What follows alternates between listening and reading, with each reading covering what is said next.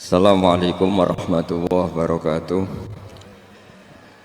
Bismillahirrahmanirrahim. Nahmaduka ya ghafuru ya syakuru. Mashalli wa sallim barik ala sayyidina maulana Muhammadin wa ala alihi wa sahbihi asma'in. Nama ba'du. Pokoknya yang penting ikut Nabi. Nah itu bahayanya kalau anda tidak tahu detail. Jangan-jangan syariat yang kamu ikuti itu syariat yang sudah berstatus mansukhoh, telah dicabut. Dan itu banyak. Makanya kata Sidina Ali ketika ada orang ngajar gak tahu nasa mansuh, halakta wa ahlakta, kamu rusak dan merusak orang lain. Seperti tadi pernah ada kawin itu satu turunan, yaitu era Nabi Adam. Masa kita sekarang kawin sama satu turunan, kan gak mungkin, ya kan? Pernah ada membumi hanguskan orang kafir, yaitu syariatnya Nabi Nuh. Itu dihapus oleh syariatnya Nabi Ibrahim dulu, yaitu Nabi Ibrahim menghentikan apa? Faman tabi'ani fa innahu minni wa man asani fa innaka ghafurur rahim. Ya, kalau orang ikut saya ya Allah ya pasti golongan saya. Kalau yang masih maksiat, masih balelo, saya berharap engkau ampuni. Akhirnya banyak orang kafir tobat. Coba era Rasulullah itu semua orang kafir Mekah itu kafir. Nabi belum wafat itu sudah ada 114.000 mukmin semua. Jadi Nabi menangi mayoritas orang menjadi mukmin dari mayoritas kafir, yaitu disebut wara'aitan nasa yadkhuluna fi dinillahi afwaj. Andai kan Nabi Muhammad pakai syariatnya Nabi Nuh, bisa enggak mengislamkan orang sebanyak itu? Enggak bisa kan? Maka ini penting mengenali nasah mansuh. Jadi periode cara wong Jawa maksud no tuntas. Rabbil tadar itu pasot tuntas itu menghabisi itu habis di periode Nabi siapa? No, syariat itu sudah enggak dipakai lagi. Yang dipakai apa? Faman tabi'ani fa innahu minni wa man asani fa innaka ghafurur rahim. Lah Nabi Muhammad ini nabi yang kena khitab anit tabi' millata Ibrahim hanif. Jadi masternya Nabi Muhammad itu mentornya Nabi Ibrahim. Sehingga syariatnya ya faman tabi'ani fa innahu minni wa man asani fa innaka ghafurur rahim. Tidak syariat rabbil tadzar alal ardi minal kafirina dayya. Jelas ya, jadi mengenali nasa mansuh itu penting sekali. Karena kalau tidak, anda halakta wa ahlakta, kamu merusak diri kamu sendiri, juga merusak orang lain. Karena menfatwakan hukum yang sebetulnya sudah berstatus mansukhoh, hanya berdasar, itu kan syariatnya Nabi-Nabi dulu. Syariat yang apa? Syariat yang nggak pernah terhapus hanya satu, usuluddin, yaitu tauhid, itu sama. Tapi kalau syariat itu beda-beda, atau furu'iyah itu beda-beda. Itu tadi saya beri contoh era Nabi dulu, kalau ada pakaian najis dipotong, dibuang. Era Nabi Muhammad dicuci. Orang kafir dihabisi oleh langit. Era Nabi Muhammad nggak boleh, bahkan didoakan Allahumma hdi qaumi fa innahum la ya'lam.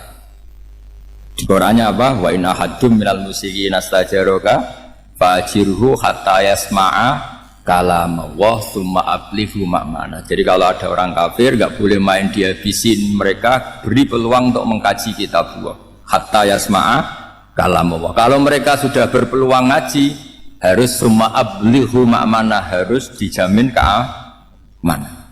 Ya, karena apa? Dzalika bi annahum qaumul la ya'lamun. Bagaimanapun mereka memang karena tidak tahu.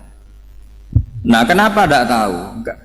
Karena tadi mereka tertutup oleh kultur yang beratus-ratus tahun. Babanya mereka menyembah batu, menyembah berhala. Ya taunya itu ya Tuhan. Bagaimana Anda bisa menjelaskan sesuatu yang sudah beratus-ratus tahun, kan tidak gampang. Maka ada periode dimaklumi. Apa? Kalau era sampean kan, mosok waktu disembah saking gobloknya orang, kamu lahir kan sudah nyembah Allah, tidak nyembah batu. Bayangkan kalau kamu jadi mereka. Wong perut kamu saja disuruh makan pizza sakit kok, karena saking lamanya makan sambal kan. Kamu bilang perempuan Indonesia saja cantik kok, saking lamanya jadi orang Indonesia. Padahal orang Indonesia tanyakan orang Eropa, cantiknya di mana? Kamu lahir di Afrika, bilang orang Afrika itu cantik, tanyakan orang Eropa, cantiknya di mana, hitam gitu kok. Jadi orang itu pasti terkooptasi oleh sekelilingnya. Orang Afrika kan bilang wanita Afrika itu cantik. Coba tanyakan orang Eropa, cantik apa enggak? Orang Eropa yang kulitnya gitu, kata orang Eropa indah, kata sampean koyok anak kebu katanya. Jadi orang itu akan terkooptasi oleh sekelilingnya. Bayangkan kalau semua orang nyembah berhala terus kamu tidak, alasan kamu apa? Kan menentang mayoritas. Dan itu berat. Maka dimaklumi oleh Allah dzalika bi annahum qaumul la ya'lamun fi manah panyeruaro. Nah, pemakluman ini yang mulai sekarang terkikis. Orang main pukul saja enggak mau ngaji. Enggak mau ngaji Quran secara kafah. Jadi fatwanya Islam kafah tapi ngajinya Quran enggak kafah. Ngambil 1-2 potongan ayat dipakai dalil. Jadi Islamnya ininya kafah tapi ngajinya Quran enggak. Kalau kafah ya hafal 30 juz itu. Kalau mau ya, kalau mau kafah ya hafal berapa? 30. Makanya saya sering bilang, saya sering dinasihati orang karena belum tahu saya ini hafal Quran. Bapak harusnya Islam itu kafah. Kata saya ya dimulai dari konsep Islam itu kafah dulu, apa ya hafal Quran secara kafah. Jadi ini penting saya utarakan. Bahaya sekali orang mengenali Islam tanpa mengenali nasah mansukh. Karena beberapa syariat Nabi sebelum kita itu berstatus mansukh. Terus contoh berikutnya, ini nasah mansukh antar Nabi apa khusus internal Nabi? Antar Nabi aja nggak selesai ini sampai subuh aja nggak selesai.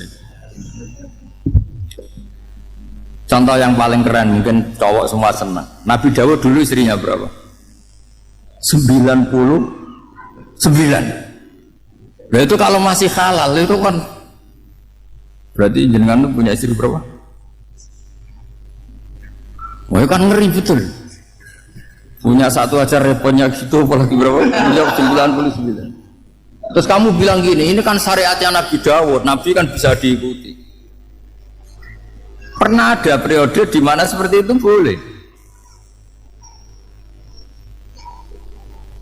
Jadi makanya mau tidak mau mengenali nasah mansukh itu harus. Kalau enggak ya kamu masih berkeyakinan boleh beristri berapa? Nah ini penting saya utarakan. Makanya Sayyidina Ali itu kalau ngetes calon mubaligh, kira-kira kalau kemenak dulu inginnya apa? Sertifikasi apa? Mubaligh. Itu tanyanya gitu. Ta'rifun an-nassa wal mansukh, kamu apa tahu nasah mansukh? La. Jawabnya Sayyidina Ali, halak tahu ahlak tahu, kamu orang yang rusak. Karena tadi takutnya ada syariat yang sudah mansukh dipakai. Itu tadi misalnya kita ini tidak umatnya Nabi Nuh, tapi pakai syariat robila tadar alal ardi minal kafirina. Terus ketiga begini, misteri manusia itu. Dan ini kita tidak pernah tahu sampai kiamat, tapi ini ilmu harus kita diskusikan. Misalnya saya ini namanya Bahauddin. Saya sekarang hidup sampai 2019 sekarang. Kan hanya Allah yang tahu berapa turunan saya sampai kiamat dan statusnya kayak. Donald Trump juga gitu. Donald Trump itu sekarang kafir. Tapi kita tidak pernah tahu nanti turunan keberapa ada yang Muslim. Lah turunan yang calon Muslim ini diletakkan di mana kita tidak tahu. Yang jelas kalau kamu bunuh itu katut itu. Artinya gini. Logika membiarkan orang kafir itu ya ada logikanya. Nah, logika membunuh karena mereka mau membunuh kita ya ada logika fikihnya, karena kalau kita ada membunuh dibunuh. Makanya semuanya hukum ini terus bergantung al-hukmu yaduru ma'ilatihi wujudan wajib. Di sini terus dipertemukan. Makanya semua nabi itu kalau yang namanya membunuh pasti pas perang saja, karena ini kondisi yang memang pilihannya hanya dua, kalau nggak dibunuh ya membunuh. Ada duel lah itu. Maka ini butuh kajian fikih dan orang nggak boleh subjektif dalam hal ini. Saya ulang lagi, tidak boleh subjektif karena tadi orang yang kamu katakan sekarang misalnya Zaid, kamu itu bodoh sekali. Kenapa bodoh? Nggak hafal Quran, nggak pernah kuliah, nggak pernah ngaji. Ternyata Zaid ini bersemayam calon anak yang alim alama hafal Quran, namanya Umar, tapi masih jadi sperma. Suatu saat Zaid itu punya anak alim alama, kan banyak orang nggak bisa baca Quran punya anak hafid, banyak nggak di Indonesia? Banyak nggak petani yang punya anak dekan? Petani punya anak dekan, yang dekan punya anak naik kelas saja susahnya bukan main. Banyak kan? Nah ketika dibalik nanti ada dekan punya anak goblok, yang petani punya anak dekan, pinter mana? Kita tidak pernah tahu. Makanya ini kan Ya sudah, kalau nggak pernah tahu ya bilang saja wallahu alam, kan selesai. Daripada komentar keliru kan ada wallahu alam. Makanya cerita favorit guru saya Kiai Haji Maimun Zubair itu punya apa namanya Kiai Zubair. Itu cerita favoritnya itu ada santri namanya Soleh. Soleh itu alim alam. Orang Madura itu cara berpikir kan kalau kiai saja alim seperti itu, apalagi bapaknya. Pas bapaknya main ke pondok, santrinya ada ribuan. Bapaknya main ke pondok itu. Sholat itu ya gak bener, gak sesuai sunnah Rasul lah kira-kira gitu. Sudah sholat itu gak bener, apa-apa gak bener. Masih ditakwil sama santri Madura, karena orang Madura itu kultus. Mungkin khilaf itu satu khusus, pokoknya perlakuan khusus. Suatu saat saking bodohnya orang itu, kenceng tuh pinggir musola. Wah ini gak bisa ditakwil lagi, artinya gak bisa ditakwil tuh gak. Wah ini sudah gak bener ini, gak bener. Singkat cerita santri tadi gak kuat matur ke kiainya, Pak Yai. Jenengan sealim itu kok bapaknya segoblok itu. Kenapa? Ya, dia kencing pikir musola. Oh bapak saya itu pinter sekali. Kok bisa? Karena beliau yang memutuskan saya mondok sampai saya jadi alim alama seperti ini. Yang bodoh itu mbah saya. Yang bodoh itu mbah saya.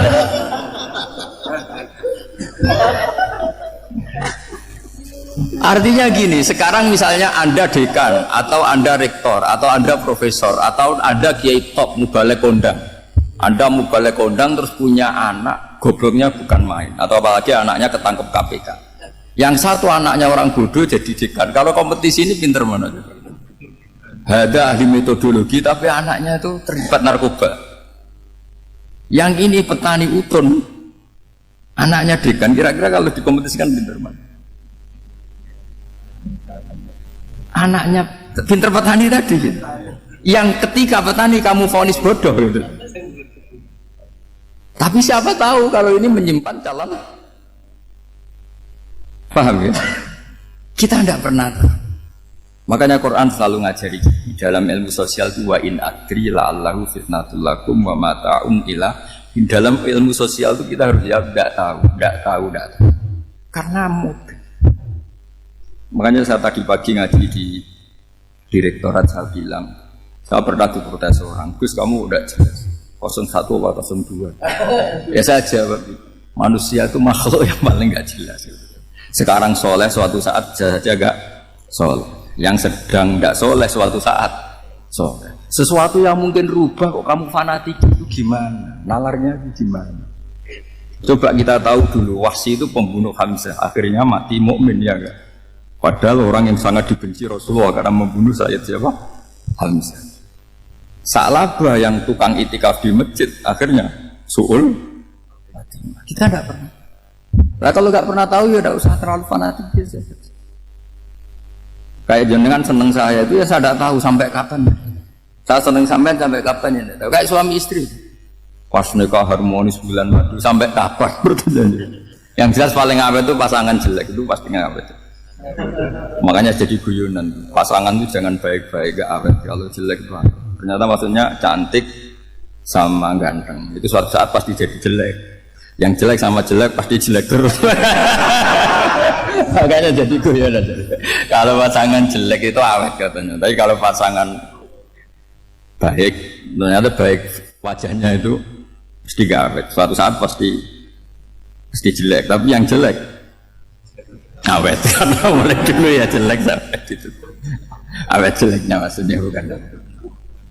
Ya jelas ya, jadi saya mohon sekali ini ilmu. Sampai anda urusan, ini bukan urusan cocok tidak cocok, tapi ilmu. Ilmu harus kita dengar bahwa syariatnya para nabi itu yang sifatnya furu'iyah, tidak usuliyah, tidak tauhid itu potensi rubah.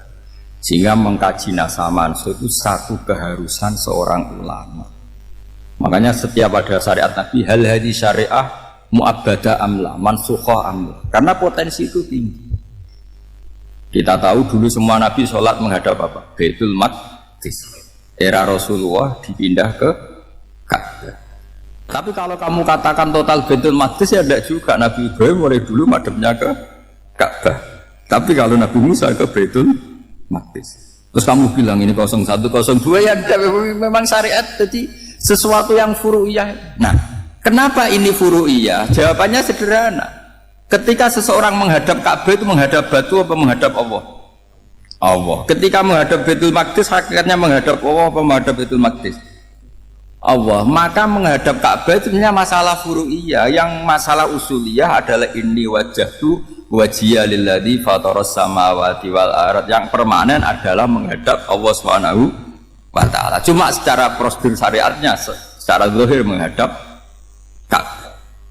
Maka potensi rubah karena ternyata itu furu'iyah, untuk kiblatnya itu furu'iyah. Yang permanen adalah menghadap ke Allah Subhanahu wa taala. Ini pentingnya. Jadi terus sekarang masih antar nabi apa di internal nabi? Ini sudah mau selesai, ini sudah habis. Internal.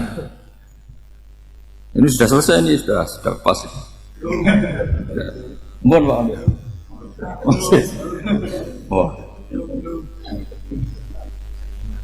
Jam sudah sampai mana tadi? Teruskan apa enggak? Sudah ya, sudah kayaknya sudah. Biar kelihatan cerdas. Sekali pertemuan sudah pinter gitu. Berapa? Setengah jam sudah pinter gitu. Yang internal nabi apa antar nabi? Internal ya, sudah sekarang ke internal. Kalau internal lebih banyak lagi contohnya. Yang masyhur tentu masalah Baitul Maqdis. Dulu Rasulullah pernah sholat menghadap Baitul Maqdis 16 bulan. Berapa?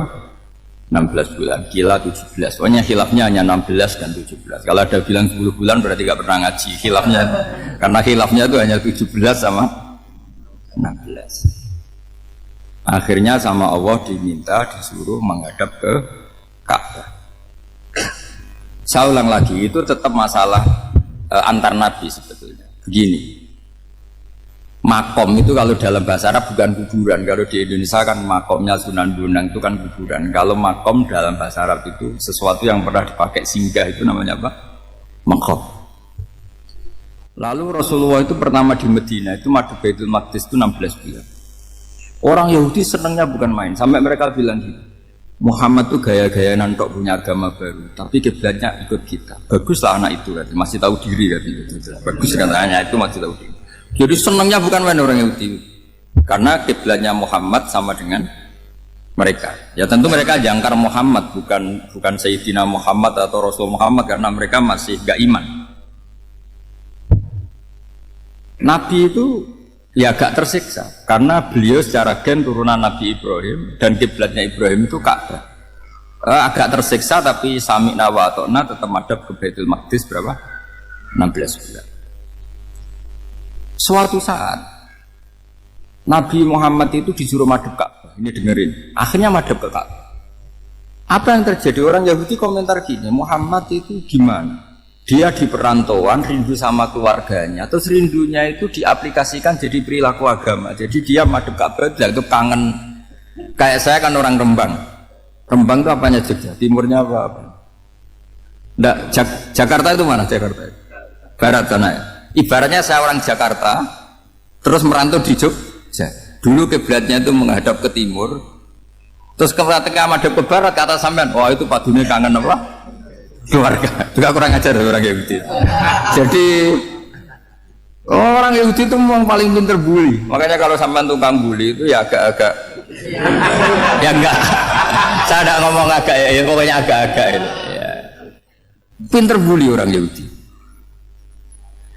Makanya enggak ada orang debat sepinter orang Yahudi. Yang bisa ngalahkan hanya Tuhan itu. Orang Yahudi yang bisa ngalahkan hanya Tuhan. Loh Sayyidina Ali tak orang paling terkenal cerdas. Itu kalau sama orang Yahudi itu pusing. Karena ya apa logikanya itu?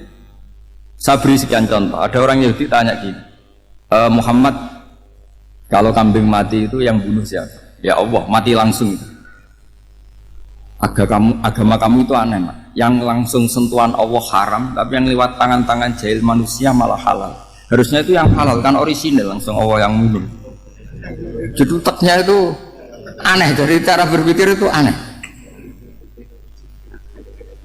Nah cara sampean ini kan, nak halal pangan kue, tapi Nabi kan nggak boleh bertutur kata kasar gitu. Kalau yang jadi Nabi saya untalan gitu kan gitu. Tapi Nabi kan nggak boleh kasar. Jadi Nabi itu problem karena nggak boleh apa? Kasar. Kalau kita kan gampang, wis nak halal luntalan kan selesai, Pak. Tapi Nabi nggak boleh kasar gitu. Jadi nak jadi nggak Nabi ya sama itu kan enak. Mau keliru ya pantas, mau apa saja pantas. Karena kan nggak panutan. Kalau Nabi nggak bisa meluruskan kebenaran itu harus tetap sesuai akhlak. Ya, jadi agak kerepotan. Makanya punya Umar alhamdulillah ada yang nggak perlu aturan gitu.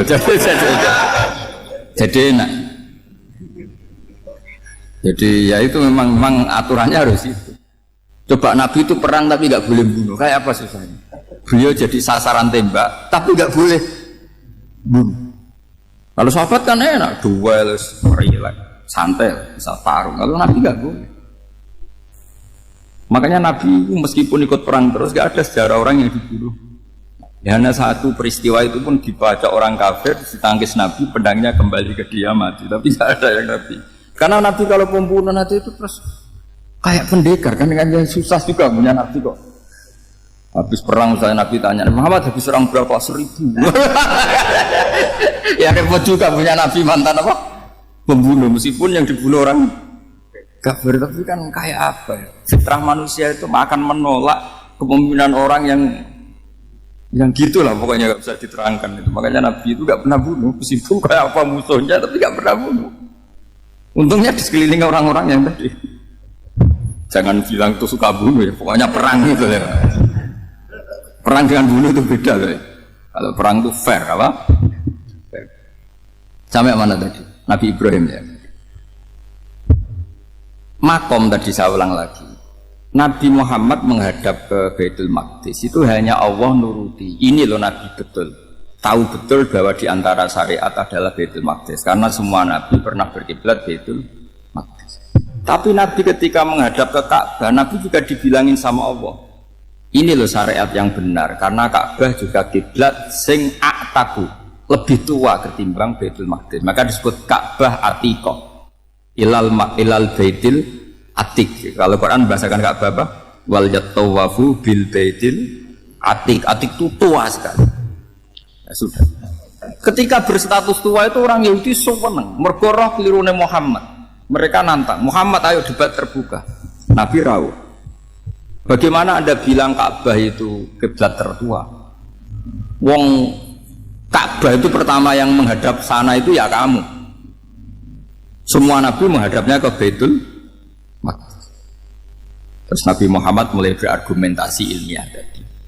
Enggak, Ka'bah itu kiblatnya Ibrahim. Jadi Ibrahim dulu itu yang mulai dulu kiblatnya itu di Ka'bah. Terus orang itu tanya buktinya apa? Terus dijawab fihi ayatum bainatum maqam Ibrahim. Ternyata di situ ada jejak kakinya Nabi Ibrahim, yaitu batu yang diinjak beliau ketika bangun Ka'bah. Itu argumentasi ilmiah. Lah barang orang Yahudi kehilangan ilmu, itu gobloknya orang Yahudi. Makanya yang bisa mengalahkan Yahudi hanya Allah Subhanahu wa taala. Wong Ibrahim saja golongan kita, pengikut kita. Ibrahim itu pengikut Yahudi. Wah itu Nabi mulai senyum-senyum, mulai tertawa-tawa. Wah itu goblok, orang terdidik. Karena itu ibaratnya kayak kamu bilang Soekarno itu pengagum Puan Maharani. Kira-kira seperti itu. Soekarno itu pengikut Puan. Karena Yahuda itu Yahuda bin Yakub bin Ishak bin Ibrahim. Saya ulang lagi ya, nasabnya Yahudi ya, Yahuda bin Yakub bin Ishak bin Ibrahim. Jadi Ibrahim itu mbah keempat dari Yahuda. Tapi karena mereka kalah debat, Ibrahim itu pengikut Yahudi, itu sama dengan bilang apa? Soekarno itu pengikut Puan Maharani. Itu kan jadi aneh. Atau Gus Dur pengikut Mbak Yeni, atau Basim Asari pengikut Mbak Yeni, itu kan aneh. Akhirnya sama Allah diingatkan.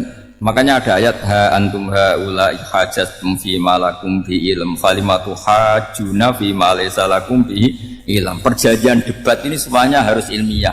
Tapi kenapa perdebatan Anda malah ndak ilmiah? Berarti orang Yahudi iftadhu malu semua. Wah semuanya Muhammad.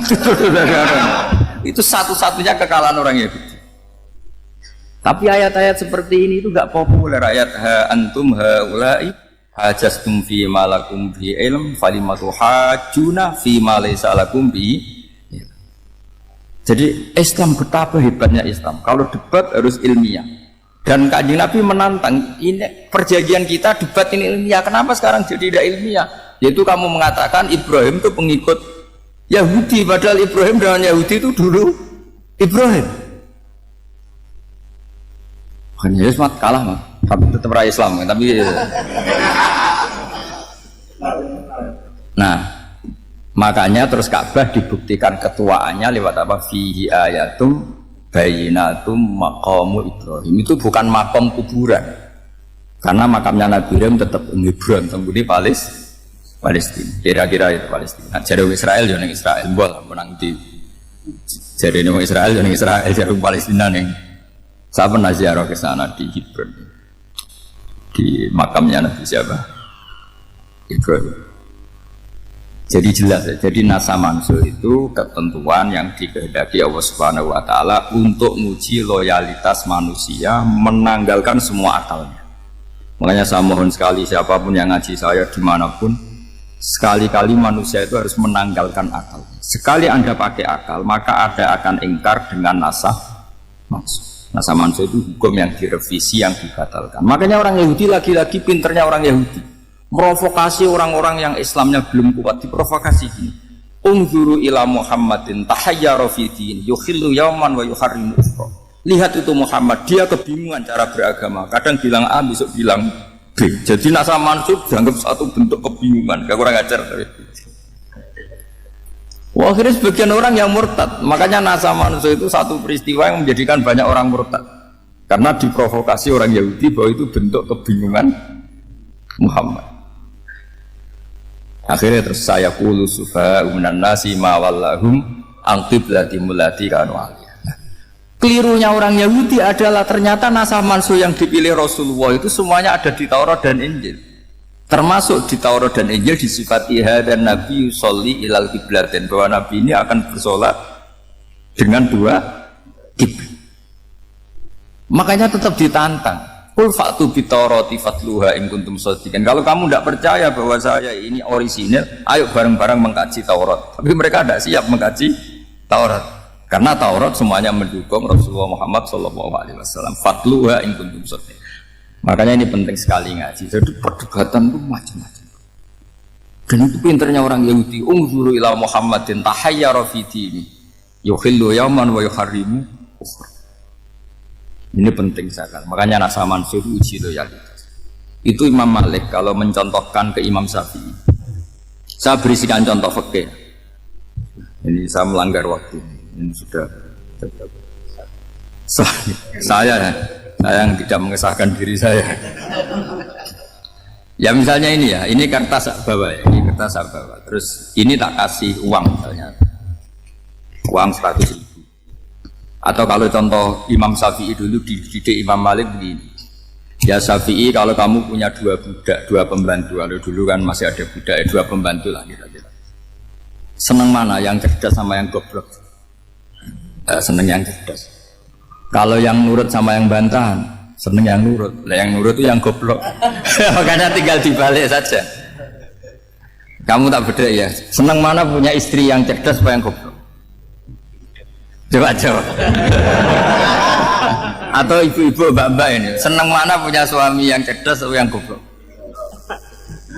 Kalau cerdas gak bisa diakali, tapi goblok nurut, tapi ya kadang di sini kan dengan sini. Nah, itu kan antar manusia. Masalahnya kita menghadapi Allah Subhanahu wa taala yang semua kita pasti bodoh. Kita menghadapi Allah Subhanahu wa taala yang semuanya kita pasti bodoh. Allah jelas ngendikan wa kanal insanu dzaluman jahula. Manusia itu banyak dolimnya. Dolim itu sifat mubalaghah.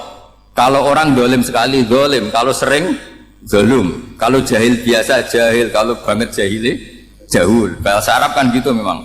Ghafir, pengampun biasa. Kalau ghafur selalu mengampuni. Syakir, makanya sifatnya Allah Ta'ala ikut wazan fa'ul semua. Ghafur, syakur, atau diikutkan wazan fa'al.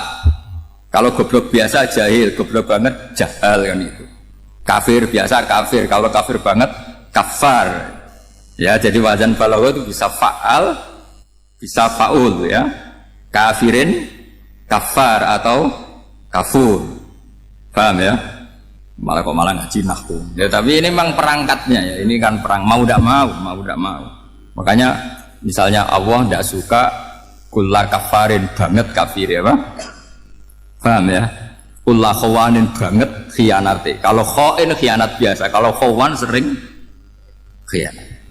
Lah manusia itu kata Allah apa? Dzuluman wis banget dolime banget bodoh.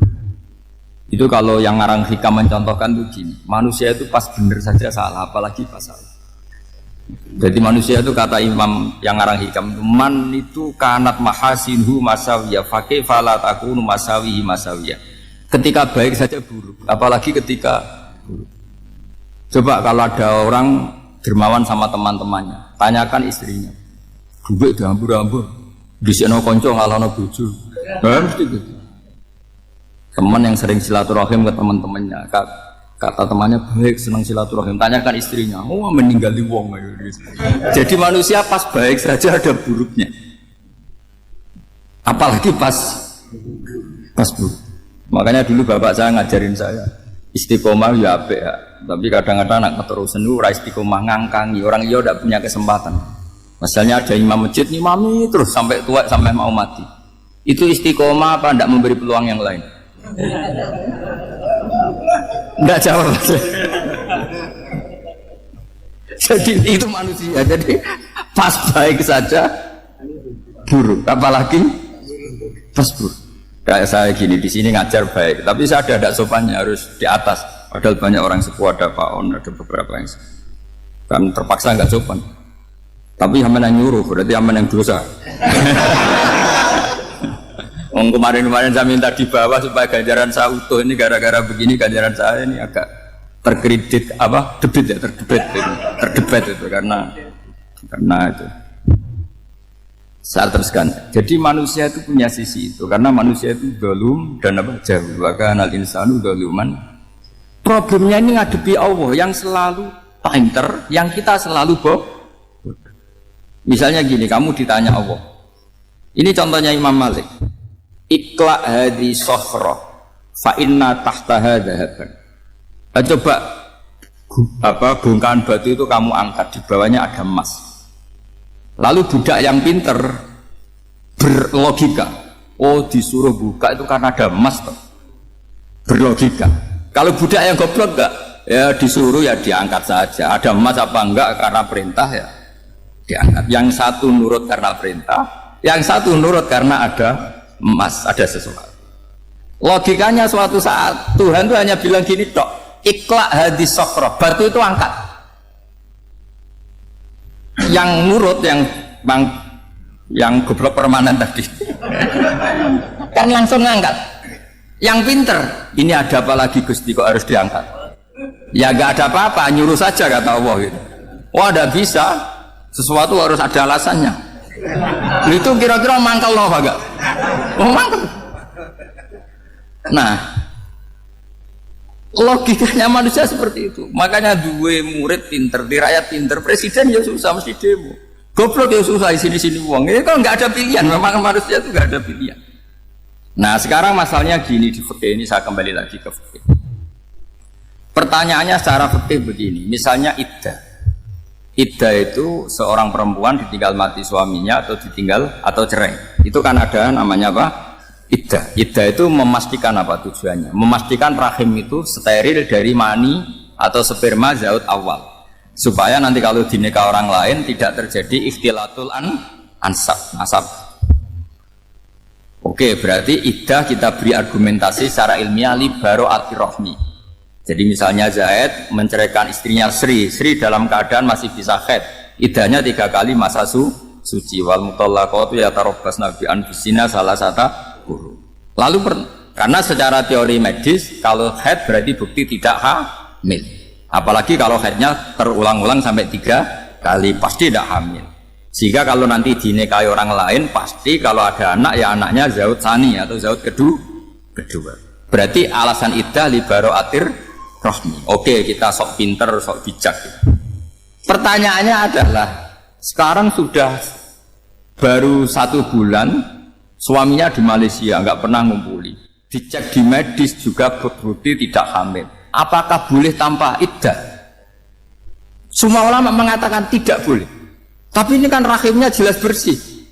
Ya karena iddah itu nuruti perintah pangeran. Pokoknya tetap iddah. 3 kali masa suci. 3 kali masa suci atau masa haid. Itu ada perdebatan ulama. Tapi kan ini terbukti bersih, Gus. Meskipun terbukti bersih, kata Allah harus iddah 3 bulan atau berapa? Kira-kira 3 bulan, 4 bulan ya tetap harus iddah. Kemilih mana? Sok pinter, Gusti. Berhubung ini, pangeran buat terang gitu. Berhubung. Jadi Tuhan apa bawa berhubung Gusti ini jelas steril dari sperma zaut awal, nggak usah iddah Gusti. Sama aja kamu disuruh majikan kamu ikhla hadis safra, berhubung nggak ada apa-apa, nggak usah ya. Kira-kira mangkel nondak budak yang seperti itu. Mangkel. Maka dibutuhkan kebodohan dalam beragama. Betul itu memang. Makanya Nabi itu unik, pernah bilang begini, aksaru ahli jannah al-buhu, aki-aki penduduk swarga itu al-buhu, wong goblok-goblok. Maksudnya goblok yang jadi sini, bukan goblok betulan maksudnya. Maksudnya goblok jadi sini itu ya tetap pinter, tapi pinternya dibuang, pura-pura goblok demi samina. Jadi saya misalnya kok pinter dan goblok tadi sekaligus, pinter dan goblok. Ya bah ikhla hadis sokhra fa inna tahta hadapan. Tak angkat karena saya tahu di bawah ada emas, tapi di hati saya sajane ya mergo perintah. Suatu saat kalau disuruh Allah ikhla hadis sokhra, perintah ya tak angkat, ya sudah. Jadi ya pinter ya goblok. Saya tahu namanya perintahnya Allah pasti ada hikmahnya. Hikmahnya iddah adalah libaro atir rohmi. Tapi hikmahnya jadi kawula adalah nurut perintah Allah, cek tahu alasannya maupun tidak. Lah di sini ada illatul hukmi untuk membangun kecerdasan, tapi ada loyalitas untuk membangun ubudi. Ya, bahwa kita ini kawula roh tetap loyal. Makanya tadi pagi saya cerita Sayyidina Umar. Sayyidina Umar kayak apa cerdasnya? Tapi tetap ubudiyah. Yaitu Rasulullah SAW sering dibully orang kafir. Muhammad itu gaya-gaya nantok. Wong ra oleh nyembah berhala, ra oleh nyembah watu, dibully ini nyembah Hajar Aswad. Karena dilihat dari jauh kan tetap nyium Hajar Aswad. Coba kalau kamu lihat dari jauh, kamu sujud dari jauh kan kayak sujud sama batu. Makanya Sayyidina Umar karena orang kafir masih cara berpikir gitu, tiap nyium Hajar Aswad itu komentar gedumel. Alim tu annaka hajarun la tadur wa la tanfa walau la anni ra'aitu Rasulullah qabbalaka ma qabbaltuka. Aku roh nak kowe watu ora mandoroti ora manfaati. Kalau saja saya tidak melihat Nabi nyium kamu, saya tidak sudi nyium kamu. Jadi tidak berdoa doa mustajab itu tidak berutu. Karena Pak Umar tahu ini masalah secara tauhid. Kalau saya doa di depan Hajar Aswad nanti dikira syirik karena berdoa di depan batu. Tapi kalau saya tidak nyium nyulayani sunnah Rasul, yaitu nyium Hajar wis tengah-tengah nyium sambil gerutu, itu sudah kompromi. Ya nyium tapi gerutu. Kayak apa? Makanya ya dia cerdas tapi ya goblok tadi ya cerdas. Itu uniknya Rasulullah. Jadi memuji orang pintar ya sudah langit. Tapi Nabi pernah dalam satu hadis mengatakan aksaru ahlil jannah al-bulbu. Aki-aki penduduk swarga itu orang bodoh. Artinya orang bodoh itu bukan bodoh betulan. Dia meninggalkan akalnya demi loyalitas ubudi. Untuk menutup itu bukti begini. Perang Badar itu perang yang nggak mungkin dimenangkan umat Islam karena orang kafir itu 1000 dengan pasukan full dengan peralatan perang full. Rasulullah itu tahun kedua Hijriah itu pasukannya hanya 313. Itu pun pedang itu untuk orang 5 itu hanya ada pedang 1. Jadi kalau mau dibaca orang sih kamu nyileh pedangnya aku. Itu kan nggak kebayang perang dalam keadaan seperti itu. Jadi mesti kalah, orang kok mungkin kalah mesti. Tapi Nabi tetap bilang saya ini disuruh Allah perang ya harus berangkat. Yaitu perang Badar. Kata para sahabat ya Rasulullah ini nggak masuk akal, sudah nggak usah perang ini nggak masuk akal, mau setor nyawa. Sudah gitu dadaan, nggak ada persiapan. Lucunya apa? Sahabat itu ketika Nabi tetap berangkat. La akhrujanna walau waqti. Nabi menginginkan saya tetap berangkat meskipun sendi. Setelah Nabi berangkat sekian meter, itu sahabat ikut semua. Kata Nabi, lah kamu kok ikut? Ya ikut saja. Kata kamu mesti kalah. Ya anggap saja setor nyawa. Demi loyalitas pada jenengan. Itu makanya nggak ada periode sebaik periode sahabat. Tapi yang gerutunya jalan. Karena gerutu ini bawaan ilmiah. Makanya kita loyal sama presiden. Tapi yang nggak cocok ya gerutunya jalan. Tapi bawaan mencintai Indonesia tetap jaga stabilitas. Itu bawaan cinta Indonesia, bukan cinta pejabatnya kadang. Gerutunya jalan, tapi bawaan loyal sama Indonesia tetap mengaku. Bawaan loyal sama Rasulullah tetap ikut perang, bawaan akal karena nggak masuk akal ya gerutu. Dan itu uniknya Quran itu mengapresiasi itu dan dianggap nggak masalah. Saya bacakan ayatnya. Kama akhrajaka rabbuka min baitika bil haqq wa inna fariqam minal mu'minina lakarihun yujadilunaka fil haqqi ba'dama tabayyana ka'annama yusaquna ilal mauti wa hum yanzurun. Peristiwa Badar ada peristiwa kamu itu keluar untuk perang. Sahabat kamu ngikuti, tapi mereka lakarihun, enggak senang sebetulnya. Karena enggak masuk akal. Ya geremeng tapi ya derek. Yujadilunaka fil haqq, mereka mendebat kamu dalam kebenaran. Jadi ya Rasulullah wong perang kawan kalau jenengan lakoni alasane nopo? Lah kowe kok melok? Ya saya harus ikut jenengan Nabi. Itu unik. Kalau orang sekarang mana mau kalau nggak masuk akal nggak mau melakukan. Coba misalnya istri kamu belajarnya dikurangi, anggap saja petualangan latihan hidup di masa lalu, nggak mau. Padahal petualangan itu hal yang indah. Petualangan itu kan hal yang indah kan nggak mau. Oh ngirit alasan. Tapi lucunya kalau dijak camping bermiskin-miskin di hutan mau. Karena karepe dhewe, tapi tak suami yang ngongkon. Ayolah seminggu ini kita model miskin, anggap aja petualangan masa lalu. Enggak mau. Karena pinter, apa? Coba kalau bodoh. Ya ngono ya apa-apa Mas. Tapi resikonya nak bodoh pas kamu sakit ya dibiarin. Karena dia melihat sakit kan biasa, namanya manusia. Makanya ini pilihannya susah, hidup itu masih susah. Makanya ini. Jadi uniknya Quran gitu. Quran itu membolehkan psikologi manusia. Makanya Allah ngendikan kutiba alaikumul qital wa huwa kurhul lakum. Ya saya tahu kamu tidak suka perang. Allah yang akui bahwa enggak apa-apa. Tapi ketidaksenangan kita harus dilawan demi mengikuti Allah dan misalnya perempuan, Allah juga gitu. Wa ashiruhunna bil ma'ruf. Gauli istri kamu muamalah secara baik. Kata Allah fa in karihtumuhunna fasa an takrahu syai'a wa ja'alallahu fi khairan katsira. Mungkin ada watak yang kamu tidak suka, tapi di situ ada kebaikan. Allah ngaku yang namanya suami mesti ada watak yang enggak suka dari istri. Juga sebaliknya lebih banyak lagi yang suami istri kamu enggak suka watak kamu. Juga enggak suka hidung kamu, wajah kamu banyak lah enggak disuka. Tapi demi kestabilan negara suami istri ini, mereka loyal, justru itu bagus. Maka jagalah ilmu, juga jagalah loyalitas.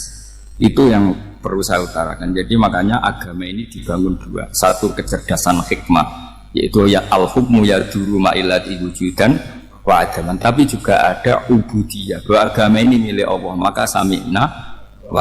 Karena begini logikanya, saya ulang lagi masalah batu. Iqla hadis sokhro fa inna tahta hadza. Terus saya angkat, pembantu saya ngangkat. Dia saya gaji atas nama apa? Nurut kan? Atas nama menemukan emas apa atas nama nurut? Nurut karena emas itu juga penemuan saya, milik saya.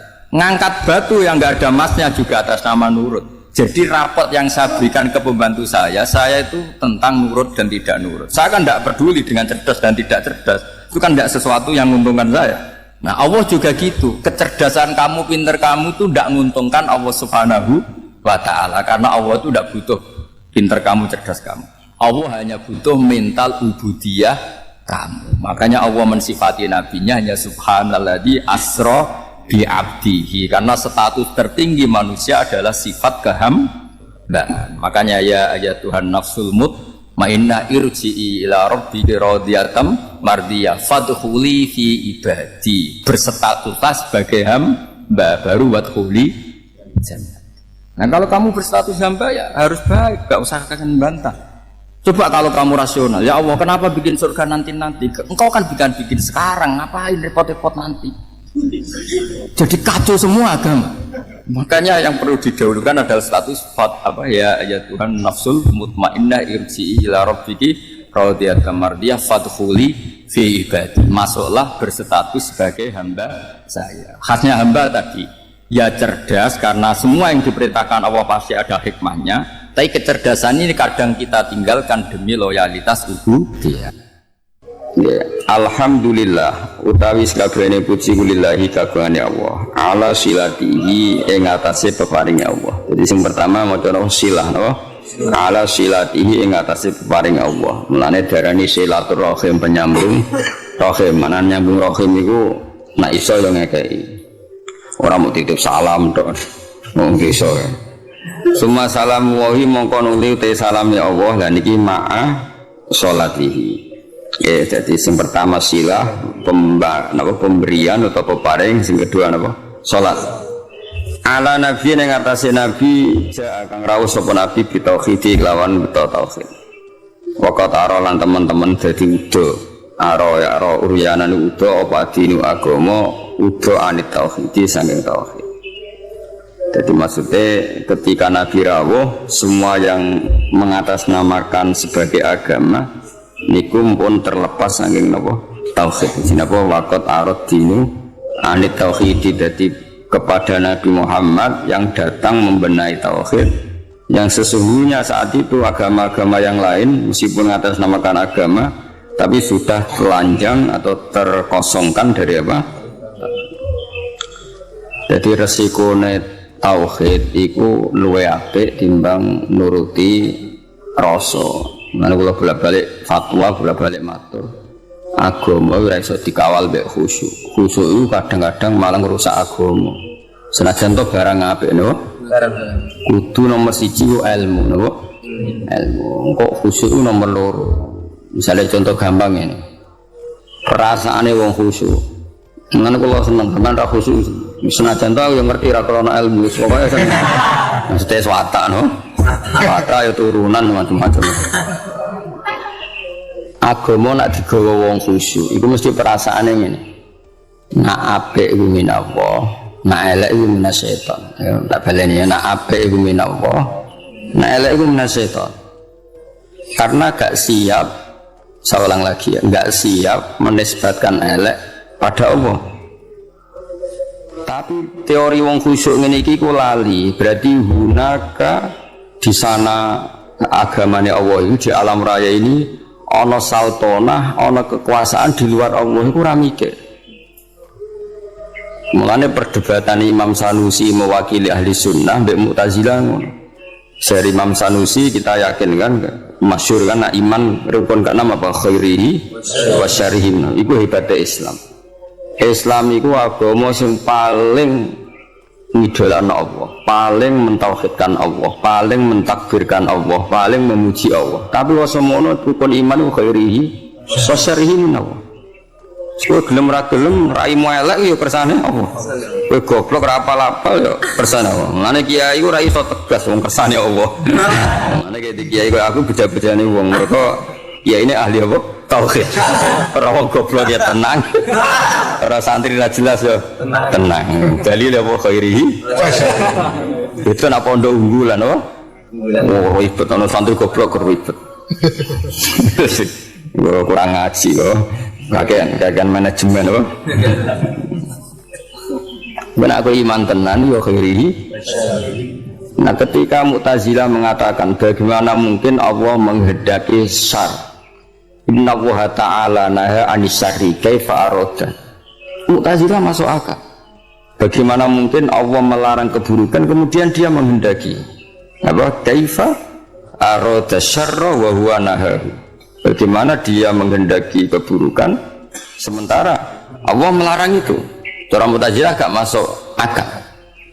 Akhirnya Imam Sanusi ngendikan berarti waqa'a fi mulkihi ma la yuridu. Apa? Waqa'a fi mulkihi ma la yuridu. Berarti Allah sing jarene pengiran mimpin alam raya ini sering terjadi sesuatu di luar kendalinya. Dewa terus gak tauhid, toh? Lah iya nak goblokmu, kelirumu iku kok setan. Berarti banyak kejadian di alam raya ini yang Allah tidak bisa mengendalikan. Waqa'a fi mulkihi ma la yuridu.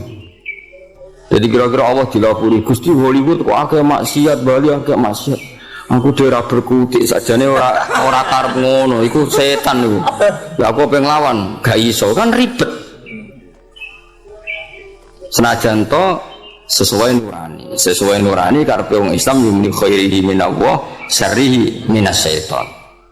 Tapi risikonya nanti berarti Allah gak berkutik di depan setan. Semuanya cocok ra cocok kudu iman khairihi wa syarrihi minallah. Nah, soal engko nak ilmu wis bener, saya ulang lagi. Soal engko nak ilmu wis bener khairihi wa syarrihi minallah, kowe oleh bi hukmil adab. Ya saya ulang lagi bi hukmil adab, ora bi hukmil hak, bi hukmil adab. Kowe darani khairihi minallah, syarrihi dinisbatno ning setan. Tapi kowe ngomong ngono gak do benere tauhid. Ya sakwise benere tauhid. Ya. Paham ya? Jadi kowe kudu yakin khairihi wa syarrihi minallah. Senajan to sakwise iku ana hukum adab. Kenapa kang rapal-apal? Mari aku ora sregep. Kadang-kadang kenapa rapal-apal seturunan. Pokoke kapan-kapan ngomong ngono gak apa-apa. Senajan to ning atimu wis ditulis ning kodok. Khairihi wa syarrihi minallah. Ya eling-eling. Jadi umpama agama dikawal mek khusyuk mesti darani khairihi minallah syarrihi minasyaiton. Resikone tadi waqa'a fi mulkihi ma la yuridu. Jadi kampane pangeran ning gone Mekah sapa Allah, ning gone Madinah Allah, ning Hollywood ora Allah, wong gak di kekuasaan ning kono. Kan ngeri. Ada kerajaannya Allah kemudian penguasanya setan dan yang menentukan perilakunya setan. Lha iku ra tauhid. Ngomong ngene iku jenenge gak. Lha iku mirip faham-faham Persia. Ya ana Tuhan Yazdan, Tuhan apa Ahruman. Ada Tuhan gelap, ada Tuhan sinar. Nah, di akhirnya jadi sanawiyah orang yang berpaham dua mirip filsafat Yunani dhisik, ada Tuhan apa nur, ada Tuhan kegelap. Nah, agama enggak mau seperti itu. Agama kudu tauhid, khairihi wasyarrihi. Ya, jadi mana aku ora iso tegas mbek kowe mensum bulet terus ora iso tegas. Kene tauhide wis bener, khairihi wasyarrihi minallah. Kowe perinter ya kersane Allah, giyoblok ya kersane Allah. Paham ya? Senajan to kok ibu-ibu rontok sosiologi, rontok iso ngamati. Kenapa goblok kok? Mari aku rasa tuh. Kenapa gak lanya? Jarang terus. Kadang-kadang ngomong kenapa turunan, kadang-kadang kurang wasul. Pokoknya gak apa-apa lah. Tapi ku kabeh hukumil adab. Tetap hakikate iku khairihi wa syarrihi minallah. Paham ya? Jadi wong iku ora oleh ngawal Islam mbek khusyuk. Agama iki tau ana prahara mergo paham-paham khusyuk. Ane khusyuk iku sausé ilmu. Kaya apa rusake agama iki tau dipimpin khawarid angger wong salah kafir wong salah. Apa kiai khusyuk ora iso ngaji mesti rusak. Santri wajib ndalail wajib dirwakat kuwabe bunyi banter keliru rokokan keliru angop keliru kuwabe keliru. Iya. Itu nak cara ilmu masalah. Senajan to cara adab bener ngelatih santri dalil itu bener cara adab. Cara ilmu salah. Ijab malam yajib kriminal, wajibno barang ra wajib ning kena ngaji sulam taufik. Termasuk dosa gede. Ijab malam yajib wajibno barang sing ora wajib. Lho aku nuruti kepengin nang sampean salat qobliyah badi. Barang ra tak wajibno terus blas. Telur kok tenan wis. Telur kok tenan iki. Tapi tak wajib aku mesti disemprit sampai Habib Abdul bin Husain bin Thohir sing aran Sulam Taufik termasuk kriminal lho ning bab ilmu. Ijab malam yajib wajib barang sing ora wajib. Anu rata-rata pondok fikih wis jarang salat qobliyah badi. Kang qobliyah sik. Bahaya kang iku ijab yajib wajib lho barang. Yo repot. Maksudnya tetap ra wajib, nek iso lakoni terus. Tapi kesuwen berilmu. Ajane aku ngerti kira salat qobliyah ora krana ilmu. Cuma ana dukungane mau mergo apa? Ora oleh ijabuma lam yajib. Lha iki ora usah nentang dalail ya apik. Tapi sekali muni wajib kudu mbok lawan, no?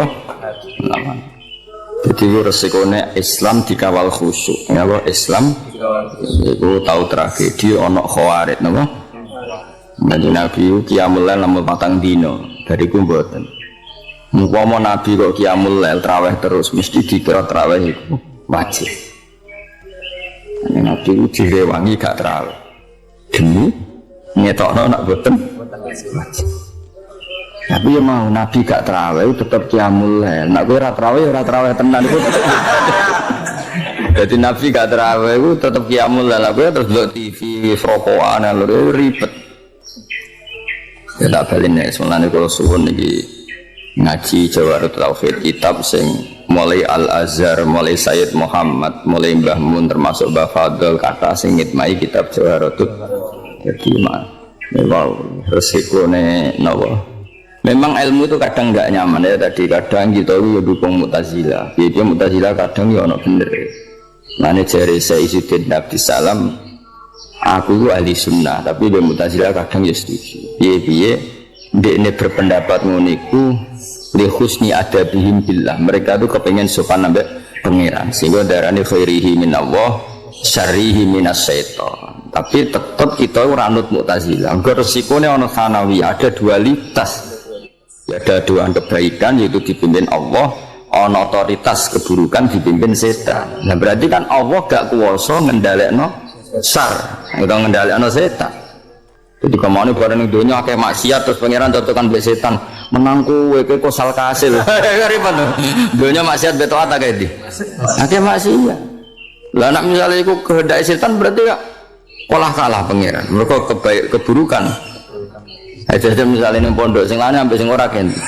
Jajal jawab. Jawab. Akeh sing ndi? Akeh sing ora lanang. Berarti terus pangeran cocokkan mbek setan. Akeh balaku toh ora lanang. Ribet. Tapi nak artinya apa? Ada dualitas, ada rivalitas. Iku ora oleh cara tauhid ngene iku. Ngene kanjeng Nabi ngendika ya pokoke khairihi wa syarrihi niku aneh Islam. Jadi Islam itu ngelarang syar, ya, Islam itu ngelarang syar, ngelarang keburukan tapi nak cara iman kon muni khairihi wa syarrihi minallah. Mulane agama iku ono aneh. Lah dhewe bangun agama yo ono aneh. Lah ora aneh piye? Kondarani syariku manhiyun sesuatu yang dilarang tapi kondarani syariku minallah mbok logika kaya apa ya bingung mana kayak santri wis ngowah-ngowah gayane kok mikir tauhid mergo piye ndelok kali mbek bingung piye yo khairihi wa syarrihi minallah asyarru mamnuun asyarru manhiyun tapi kok diarani ira datu aku piye yo ya ora piye biasa wae ora mau pikir-pikir manjan kersane pangeran kowe ra melek udah karmu tak karepe pangeran ya kersane pangeran kowe ora kepen diwerai ngerti-ngerti lahir wis lan cara Sayyidina Ali kan kowe nek ora percaya kabeh kersane pangeran kowe lahir karepmu apa karepe pangeran ya karepe pangeran kowe tau kepen lahir ge mboten lha ya kabeh kowe tau kepen goblok mboten kan tau kepen melarat tapi nyatane ya melarat ya goblok wis kabeh kersane pangeran. Mane dipimpin kiai ahli tauhid kaya aku ya repot. Repote mah ora iso ngloroi santri temen-temen iso. Lho khairi. Serina. Kena ben pinter ya moro pondok unggulan ben diprogram terus apa. Mulai dadi mesin, dadi wong alim. Ora roh kok ana standar ya. Standar. Tahun pertama 10 juz, tahun kedua kok kan ono gak ngono didik apa?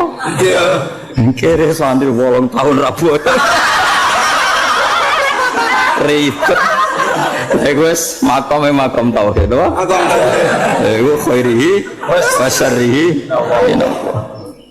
Meniki kok kula seneng ana alumni lapor pegatane sowan teh. Mbah alumni ning jenengan sak teng Korea kerja wis sowan teh. Krungu pegatan yo. Sowan teh kuwabe khairihi. Nampak ada eling-eling yo. Agama iku nganggo ilmu, cocok ra cocok masuk wae. Wong iman kok khairihi wa syarrihi minallah. La iman ngene iku mok nggo penguatan tauhid na Allahu muridul khairi wasyarri. Tapi ning bab adab napa ning bab adab tata krama kita darani khairihi minallah syarrihi minasyaiton. Tapi tetep mbok arani bab adab. Nak mbok arani hakikat berarti setan duwe kekuasaan sing ngalahno kekuasaane Allah. Buktine maksiat luwe akeh timbang taat. Berarti setan nak dikarep kasil terus Allah rapati kasil. Cara tauhid masalah besar. Paham ya? Tapi cara adab terus kowe muni kenapa kang goblok? Biasa sesuai rencana Allah. Yo repot tak cara. Repot. Tapi suatu saat iman ini penting. Suatu saat kita dibojo, diusir, urip pemloro, kudu ridho kan kabeh kersane Allah. Jadi wis ngono. Ya dadi eling-eling ya. Dadi termasuk sing dilawan Islam niku Nabi riyen bersinggungan mbek wong Persia no. Wong Persia niku cara berpikir sanawiyah lan jarene agama masnawi. Masnawi ana rivalitas keduaan ya ana Tuhan nur, ana Tuhan kegelapan. Akhirnya ya ora tauhid wong loro napa? Loro. Eling-eling mlane agama iku ora iso mbok kawal mbek khusyuk. Kudu mbok kawal ambek ilmu. Mlane fa'lam annahu la ilaha illallah. Allah ora nyarat kowe nek nglafadzno la ilaha kudu khusyuk ora ana ning Quran, tapi kudu nganggo ilmu. Ora iso kang nglafadzno la ilaha illallah syaraté sah kudu khusyuk ora iso terus merem-merem wis ora iso. Iku ora ukuran. Sing duwe ukuran nglafadzno kalimat tauhid sah nganggo ilmu. Mulane redaksine fa'lam annahu la ilaha. Ora ana ning Quran fakhsha kowe kudu khusyuk nek nglafadzno ora iso. Lah soal kok ana guru-guru tarekah sing nak nglafadzno kudu ngene ya ku ilmu tarekah tapi tetap tidak makili ilmu. Itu makili adab napa? Makili adab. Sale wong itu sila madhep mula terus nak nglafadzno ngene. Gedheke ngene. Iku urusane wong tarekah tapi tetap ku ilmu adab, tidak ilmu tauhid. Ilmu tauhid sebenarnya kok kowe la ilaha illallah tuangen-angen gayane kok om paham wae. Ini jenenge tauhid to? Jenenge tauhid. Eling-eling ya, jadi tetap kita yakin apa ma'asoba musibatin fil ardi wala fi anfusikum illa fi kitabim min qabli an nabra'ah. Ya orang-orang musibah sing menimpa kamu apa ma'asoba musibatin fil ardi wala fi anfusikum illa fi kitabim min qabli an nabra'ah inna dzalika 'ala Allahi yasir. Dan Allah piyambak atas nama ilmu yang ngendikan terang-terangan ya di mayasa wa bil mayasa. Niku pangeran ya unik. Pangeran itu terang-terangan, ora rumangsamu piye no aku. Kadang ngendikan terang-terangan. Aku itu ya di mayasa wa bil mayasa. Aku yo ngekeki hidayat sing tak kersakno, ngekeki sesat sing tak kersakno. Niku berarti Allah ketika ngendikan konteks tauhid. Tapi tentu kita dididik ada ma'asobaka min hasanatin faminallah wa ma asobaka min sayyatin famin nafsi. Tapi Allah ketika ngendikan tauhid kul kullum min indillah. Jadi lha iku ana dawuh tauhid, ana dawuh adab. Ya, ana dawuh tauhid. Lah kowe masalah goblokmu yang ngono kadang bertauhid khairihi wa syarrihi minallah, kadang yang nganggo adab. Napa kang goblok? Malah jarang mutolaah ngono gayane soe nganggo adab. Paham kita ini nganggo adab keselan yo kabeh kersane pengiran. Ora repot to kabeh kersane. Nah aku pinter berarti rasa sesuai catatan wa Mahfud. Wis ditulis sama Mahfud goblok kok aku pinter. Enggak ada di kowe oleh di pilihan loro apa? Tauhid adab. Mana tauhid terus kesel yo nganggo adab, nah adab kesel yo. Tauhid. Milah iki. Ya semua enggak delok apa? Ya jelas eling-eling iki pentingnya ngaji tauhid. Jadi agama dawuh Mbah Mun, dawuh guru-guru kabeh ana aneh. Iku mau agama ana paradok, macam badadi niku beriban agama ana aneh.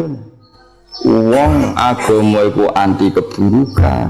Saulang lagi agama itu anti keburukan, anti maksiat.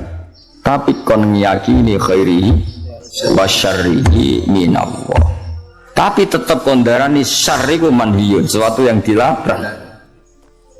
Ora usah takok, ini semua aku. Yo bingung nasi di sini, ora apa-apa, semuanya. Tetap gue bingung gak di duit, paham ya? Gaya tok, ngomong ibu, aku mikir tau itu bingung, ora tok akal gue. Gaya tok terus kayak duit 1 juta hilang bingung. Ngomong sih muni bingung mikir tauhid ya, terus kayak duit 1 juta, hilang bingungnya tetap bingung. Kecuali nak ngene bareng kayak duit 1 juta, sakus kayak duit lah gak nikmat angger jawaban tauhid urung apa? Terjawab wis bak duwe iku. Nak ngono ya hebat. Ana sing ngono. Tak angkat dadi wali saiki ana. Ayo tak angkat dadi wali saiki. Wis tak peksa, wis ra ditompo lah, tak peksa namanya niku. Bocah-bocah, aku bingung mikir tauhid. Jare ngene, jare ngene. Terus kayak itu 200.000 rasa akeh sak juta. Bingungnya hilang to. Hilang to. Hilang. Wah, suruh tuh ngopi rokokan silang bingung. Bareng takoki tauhid wae urusane pangeran santai. Bareng duwe entek bingungnya kumat. Gayane masalah tahu. Asline ya ora. Nah sak kula mun ngoten, kula duwe katalan namun mikir tauhid nggih nangis tenan. Kula nganti saiki duwe kula nggih kata, nek mikir pangeran nangis tenan. Kowe gak iso yakin ra iso. Maksudnya angger bingung ya plus kere mah ngono.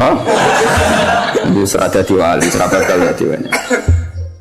Ya ala nabiyyin ja'a bit tauhidi wa qad arad dinu anit tauhidi. Terus niki kula kepengin khatam deh mboten kula mboten sedanten sare kula waca mengki penting-penting mawon. Di tulisannya Nadurman ya ada yang beberapa harus dibenahi. Kata wau fak nopo wajibun taklidu habrin min hum. Itu mereka pesannya khairin. Mestinya itu habrin. Mereka yang dimaksud itu orang pinter, no? Tapi yang mereka ditulis apa? Khairin. Sebenarnya itu apa? Habrin, no? Jadi kalau mau tidak semuanya pakai syarat. Fa'arsada mongko nunjukna sapa nabi al-khalqa ing makhluk lidinil hakim maring agama sing bener bisa fi lan pedange nabi terus iki kekuatan militer wa hadi lil hakim lan oleh nunjukna nabi bil hakim maring kebenaran. Di nabi kadang membela tauhid kalau harus pakai pedang ya terpaksa pakai pedang. Kayak ketika tauhid pembawa tauhid mau dimusnahkan kayak di perang Badar mau ndak mau nabi bela ngangge apa? Ya kan gak mungkin misalnya Abu Jahal kok pedang terus sik tok tak ulang ngaji sik tukaran sik kan ora mungkin. Ngono gak kepengin debat, kepengin bacok-bacokan kok kowe gak. Sik to tak sosialisasi sik. Jangan pakai kekerasan dulu. Kamu tak sosialisasi tau. Yo ora iso, nak musuh yang nggo pedang ngene kudu nganggo. Dangannya di antara Nabi bela tauhid kadang mau ndak mau harus perangi jenenge apa bisaifihi napa. Tapi kalau kondisi normal ya nganggo hujjah. Qul falillahil hujjatul baligh. Tadi bisaifihi wa dihi bil haqq. Muhammadin kanjeng Nabi rupane Muhammad al-Aqib kang nutup lirus lirobi taring semua rusule pangerane kanjeng Nabi. Dari kanjeng Nabi itu bergelar al-Aqib orang terakhir yang sebagai Nabi wa alihi lan keluargane Nabi wa sahbilan sahabate Nabi wa hisbi lan balane kanjeng Nabi. Ya oke catatannya pertama silah napa? Alhamdulillahi ala silatihi tsumma salamu wa hima sholati. Dia terus mau langsung lagi mana mungkin asing wonten sing baru tak waca sare kula. Wa ba'du lan sause amma ba'du sause selawat salam. Fal ilmu monggo te ngerteni bi asli dini kelawan pokok-pokok agama. Iku muhattamun sesuatu sing dimestekno, sing diwajibno. Tapi yakta juga butuh ilmu lidabini maring penjelasan. Jadi ilmu butuh penjelasan kayak tadi.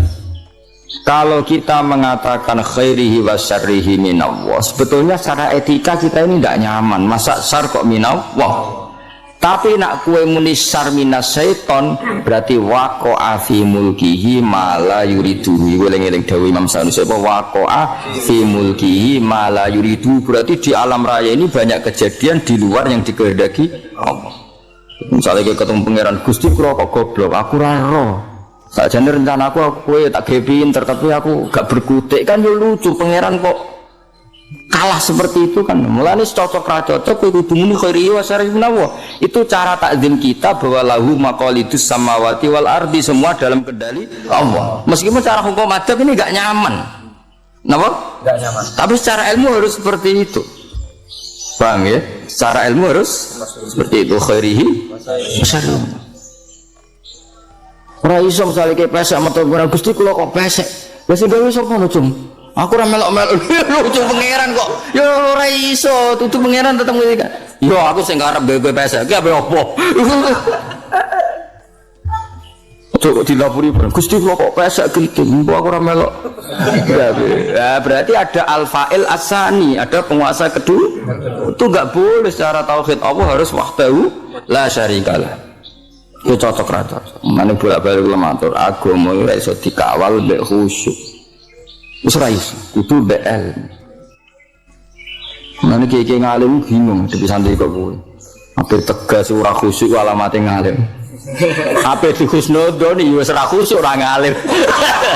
Lah iku min masaibid dini wa dunya wal akhirah. Sakjane ra khusuk iku alamate wong alim.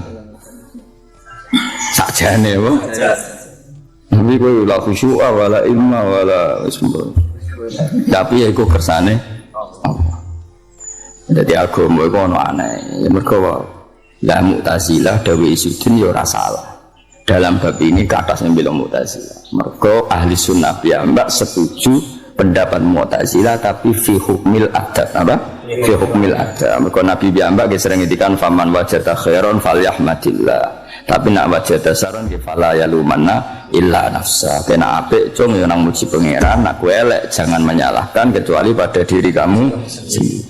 Tapi itu tetap hukum adab, napa?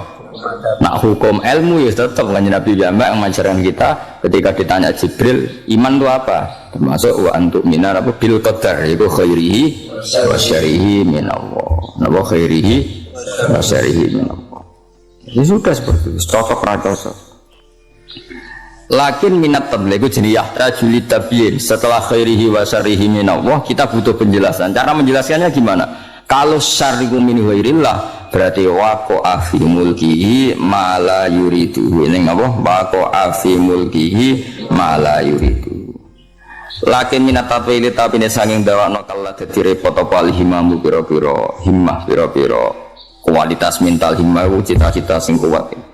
Tapi aku nak ngarang dawa-dawa kowe ora ngarah iso. Maksudnya tak karang ringkes, kok ribet, nak kepanjangan pendek ora apa lho meneh. Apa meneh apa? Dawa, meneh panjang.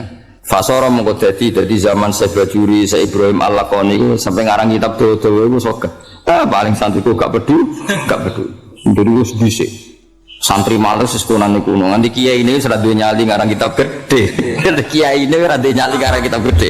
Maka wedi santrine mengabaikan. Jadi kue ngene iki ku kunane kuno, napa? Kunane kuno. Paham? Di zaman 600 tahun yang lalu, 500 tahun yang lalu kiai pengarang kitab gede wis ogah. Wedi nak santri ini gak moco. Alhamdulillah tenanan. Nyatane ngono. Nyatane ngono mulane lakin minat tatwili kallatil hima. Fasara mengko dadi fi ing dalam ilmu apa alif tisok fasara mengko dadi fi fil ilmi apa alif tisoru iku multazaman dadi barang sing wajib. Ya mestinya multazaman kok dadi khabare sara paham ya berhubung darurat syair coba apa multazam sine fasara fihi al-ikhtisaru multazaman bener wa hadi utawi iki ku urjuzatun ana semoco arjuzatun tapi umum iki nek maca urjuzah nak spontane domine urjuzah tapi ana semoco arjuzah tapi biasane tradisi kita maca urjuzah soal harokat ngene wis gawe tukang komputer sak uni-unine ngono Wadi utawi iki ku urjuzatun biro-biro rojas lakop tuha kang darani ingsun ha ing urjuzat arani jawharat tauhid. Ing kitab jawharatut tauhid, jawharah mutiara tauhid ya tauhid. Jadi mutiaranya ilmu napa? Tauhid. Qad hadzabtu kang teman-teman berseno ingsun ha ing ikilah urjuzat. Wa ha ing Allah arju arep sapa ingsun. Ana sing maca wa arju iki sami. Nek wa berarti mubtada arju dados khabar. Nek wa berarti maf'ul muqaddam arju fi'il biasa. Jadi wawaha ing Allah arju arep sapa ing sun. Paham ya kados iya kana budu. Khobar muqad apa jenenge maf'ul muqaddam. Tapi nek bawa wawahu te Allah iku arju arep ing sun aihu ing Allah. Wa fil qabuli ing dalam nampa nafi antar dat sumaringi manfaat ya kelan urjuza wiridan terwong. Aku iku wong sing arepno fit sawab ing dalam ganjaran tomi antar ingkang koma ingkang arep. Selama ini saya berharap Allah memberi manfaat kitab ini. Saya sendiri hanya berharap murid dan fisawabi tomi'an. Aku harap-harap diparingi ganjaran Allah Subhanahu wa ta'ala. Saya mau ngaji selain niati boleh ilmu niati oke. Jadi eling Allah ngantos tulu syamsi ini ganjaran ini bodoh be haji bodoh umroh. Jadi ya eling pangeran ahli ilmu ya ngaji, napa? Ngaji. Anak ahli tafakkur mau ngopi, koyo mikir iku sing eling pangeran ya gaya lah, napa? Supaya penting eling pangeran nganti tulus syams. Sak penting wis wae ngaji, semono bapak ambura itu napa ngaji, eling pangeran kang nganti tulus syams. Eling ngopo jebule goblok ku ya kersane pangeran. Alhamdulillah kan sesuai rencana Allah mahfud. sesuai rencana ning loh. Mergo gak oleh wong gak sesuai rencana gak oleh. Misalnya pangeran aku kepengin Zaid alim. Jebule gak kasil ngalim. Terus pangeran ketika ditanya, "Lah kok ora kasil ngalim, Gusti? Ada kekuatan di luar saya." Ya kan yo elek, pangeran kok kalah. Sebab kita muni ngono itu mergo secara ilmu kudu apa iku kuat. Carane piye kita yakin khairihi wa syarrihi. Jadi kowe goblok iki ditulis pangeran. Pesek ya ditulis pangeran, mang rencanane dikek pesek. Pesek kehitung rapi terlambat ditulis ngono. Terus catatan selalu disio-sio ditulis. Nah kok ditulis 6 tahun mapan, 1 tahun mati. Jadi ya wis akhire ning donya ku lara mulai lahir pas mapan mati. Ya wis ngono. Tulisane ngono. Ora oleh terjadi selain itu. Ora oleh terus Allah merencanakan kebaikan kemudian nyatane kuwi elek. Bareng Allah ditakoki, wah itu di luar kendali saya. Berarti la qudrata lahu, berarti Allah tidak punya kekuasaan. Enggak boleh kita tetap khairihi wa syarrihi minam. Lha iku jenenge ilmu. Napa? Jadi ilmu itu senajan to sawangane uraan, wa khairihi wa syarrihi menawa kesane kan uraan. Mergo nisbatus syarri ila Allah, kesane kan enggak sopan. Wong syar kok dinisbatno ning Allah. Kesane kan enggak sopan. Tapi setelah dijelaskan secara ilmiah justru itu yang sopan, dan dengan cara itu kita darani Allah ala kulli syai'in qadir, dan alam raya ini semuanya dalam kendalinya Allah Subhanahu wa taala, yaitu khairihi wa syarrihi min Allah. Jadi justru kita ngomong seperti itu yang sopan. Mergo apa? Sesuai kudrah yang tidak terbatas. Tapi kena darani syarr minas syaitan berarti Allah punya keterbatasan sehingga tidak bisa mengendalikan syarr. Misalnya Allah betakoki Gusti corona sepundi aku mari ra melok gawe ya ora iso ngendhalekno. Ya lucu to pangeran kok muni ra iso. Kudu semuanya minau. Kamu sumpah kena corona ya akeh, sumpah corona melarat ya akeh. Wong sumpah wis biasa, tenang ya. Mulane kira apa masyarakat ana corona tenang, ora corona nglawan negara, wis nggone sumpah. Ana corona ya sumpah, kredit terlambat ya sumpah, ra duwe dhuwit ya sumpah, utang jatuh tempo ya sumpah. Panas kulino sumpek terus be imun apa? Oh, balai soal. Ono berita penyumpekane sewante wae. Sesuk bayar kredit esuk isuk ngopi sewante isuk mlebu apa? Biasa sewante. Dan masyarakat santai ora kok krana gak ngindakan negaranya wis biasa ambek barang sing nyumpekno. Yes. Biasa. Zaman dijajah Belanda wong Jawa naik akeh-akeh. Tenang soal Belanda jajah penjajah tetap anak tetap ada. Terus Indonesia luar biasa bisa ngelola kesumpekan, no? Bisa ngelola apa? Bisa buyut-buyutmu, wong awam-awam rak bujune ra akeh. Padahal zaman Belanda kok kobere wong padahal dijajah. Oh dijajah kok kober wayo. Wong awam-awam. Takokno buyut-buyutmu. Sing awam-awam sebut. Ono sing tau rabi ping 6 ping 7. Pegatan rabine, pegatan rabi. Wong zaman ngono ya kok payu rabi. Ke rahmat Allah tidak terbatas. Serasa wedi sedunya wis ngene iki nganti kiamat. Nah jare Bambun malah guyone. Donya pangerane sitok mulai Adam nganti kiamat ya padha. Pangerane padha, pola-polane ya padha. Jadi ya paham eling-eling dadi kabeh nganggo ilmu napa? Fakul man mengkodis kabehane wong kulifa kang den mukallafna sapa mansar iku wajib ali ngatasi menapa ya arifa. Ya alif alif ngaten niki teng ilmu jeneng ilmu alif lil itlaq apa? Alif lil itlaq, alif go ngelepas swara. Hakikate kan tanpa alif mergo wajib fi'il madhi sing mufrad mudzakkar, paham ya? Umpama ora nadzuman boten usah napa? Alif. Maksudnya alif di sini bukan alif tasniyah, napa? Lil itlaq, eling napa? Itlaq kados alif-alif tengene Quran sing nggo tambah-tambahan kan kata. Mestinya enggak pakai alif, tapi karena lil itlaq dikasih alif kados napa sing terkenal kanas qawariro napa? Kanas qawariro qawariro min fiddatin qaddaruha taqdira. Mestinya kan kanat qawariro bila alif napa? Mergo iku segot muntahal jumuk. Jadi kanat ono apa fiddah iku qawariro, paham ya? Tapi Quran kita ditulis pakai alif. Mulane nak waqaf kanas qawariro kanas qawariro, tapi hakikatnya kan tanpa alif. Mulane sing kedua berhubung ke akhir ayat Ya bener-bener tanpa alif. Ya padahal lafadznya sama. Nah, jadi ini sebagian qiraah ya inna a'tadna lil kafirina salasila wa aghlala wa sa'ira. Nah qiraah kita tetap birumun sharif salasila wa aghlala wa sa'ira. Tapi sebagian qiraah itu diwaca salasila wa aghlala wa sa'ira. Mergo munasabah napa? Munasabah. Itu di Quran banyak apa? Nah, jadi jenenge alif letter kata sila. Alhamdulillahilladzi qad waffaqa. Ya kan? Alhamdulillahilladzi qad waffaqa lil ilmi khaira khalqi walituqa. Kan enggak mungkin alif ning ngono tasniyah wong balik teng apa napa? Jadi nak pas maca nasar artinya ya kudu cepet. Alhamdulillah alladzi rupadidat qad waffaqa. Kan teman-teman maringi taufik sapa Allah. Tapi nak ning man alhamdulillahilladzi qad waffaqa apa? Nah itu jenis apa? Alif itlaq, eling apa? Alif itlaq, alif gue ngecolo suworo, benyaman maksudnya nazuman itu benyaman. Dulu Nabi punya tantangan sendiri. Agama ini pernah ditinggal Wali Songo, ditinggal Mbah Munawir, ditinggal Mbah Maksum, ditinggal Mbah Abdul Qadir, tetap jalan. Padahal yang meneruskan ya orang-orang nggak jelas seperti ini. Kalau turus pesantren yang paling melanggar ya bosan jadi kiai ingin jadi profesor, bukan kita.